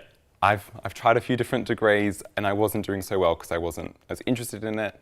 And when you do something that you love, you'll do really well. And it's such a great feeling when you find that. And I feel like having that open discussion, it would be helpful. It is helpful. And I 100% agree. If you love what you're doing, it's no longer work. It's just kind of what you do. It's your thing. And finding that at university is really, really special. We have got another question coming in from Gemma from Kiama. What are the assignments like? That's a good question. You come to uni, is it just like school? What's the vibe? It really depends on your degree. So sometimes you'll have take-home assignments, sometimes you'll have in-person exams. There's an exam period at the end of the semester, so you might have a bigger exam in one of the big halls. You might have group assignments where you're working with other people from your degree. You might have a weekly quiz. Huge range. I've done just about all of it. You might have in-person labs if you're doing something a bit more science-based. So heaps of different types of assignments, and I'd say they're a lot more real. Like you're doing things that you could then take, you know, if you're going for a job, great for a portfolio, something like that. They're really hands-on sort of assessments. Yeah, 100%. Ollie, thank you so much, mate. Our swan song together. I'm sure we'll be doing it again next year. Thank you so much for your help. Thanks for having me. Wonderful. All right, Baxter. I heard Baxter is around here somewhere. Here we go. We have got some results. Here we go for the Spot the Duck prize and for the quiz. The Options Day Live quiz. I'm very excited to announce we have 3 winners. For first prize, Brianna, congratulations. Second prize, Natalie. And then third, Amity. You came in third and you got that $100 of Yochi. So congratulations. Really, really excited about that. And then our last Spot the Duck prize for today. You've been doing such a good job, Baxter, running around. Must have been exhausting. All right, we have got, for Spot the Duck, Virginia. Well done. Virginia, you have won the Spot the Duck prize package worth $400. You're going to have great adventures around Wollongong. How exciting. All right, everyone, that's a wrap. Thanks, Baxter. Appreciate it. That's a wrap on today. We're about to announce a very last winner, but we've already done that. I just wanted to say thank you for tuning in. It has been such a blast.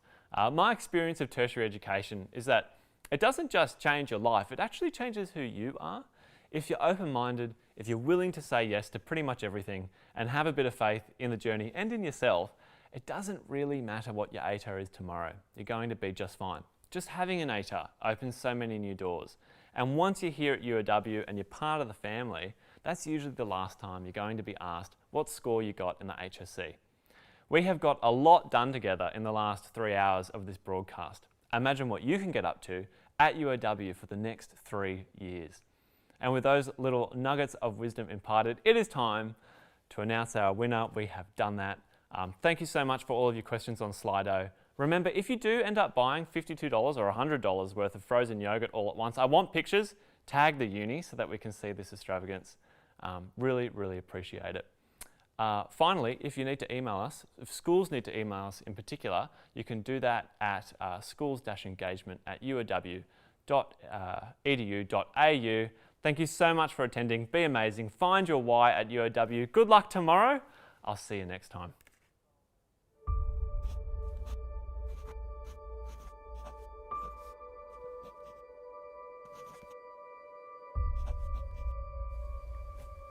Everything we've done has led towards today.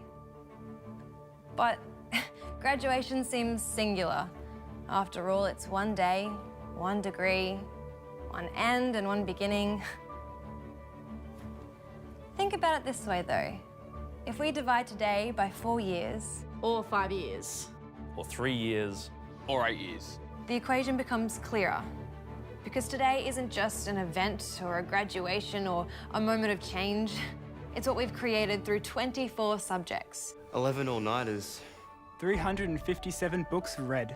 54 5,000-word essays.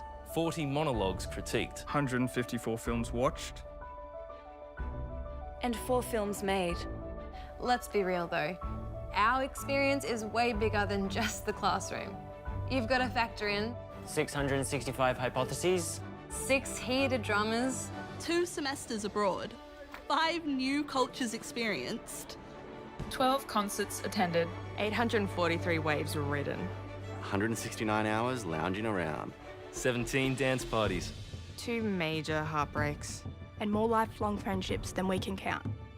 When we take those experiences, the long days, late nights and early mornings into the equation, we realise that graduation at the University of Wollongong isn't just some singular thing.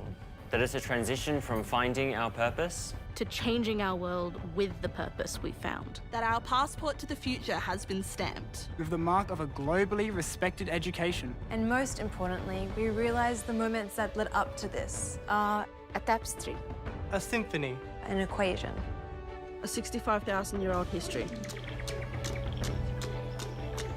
We realise that though today is a single moment, graduation is much bigger than any one day.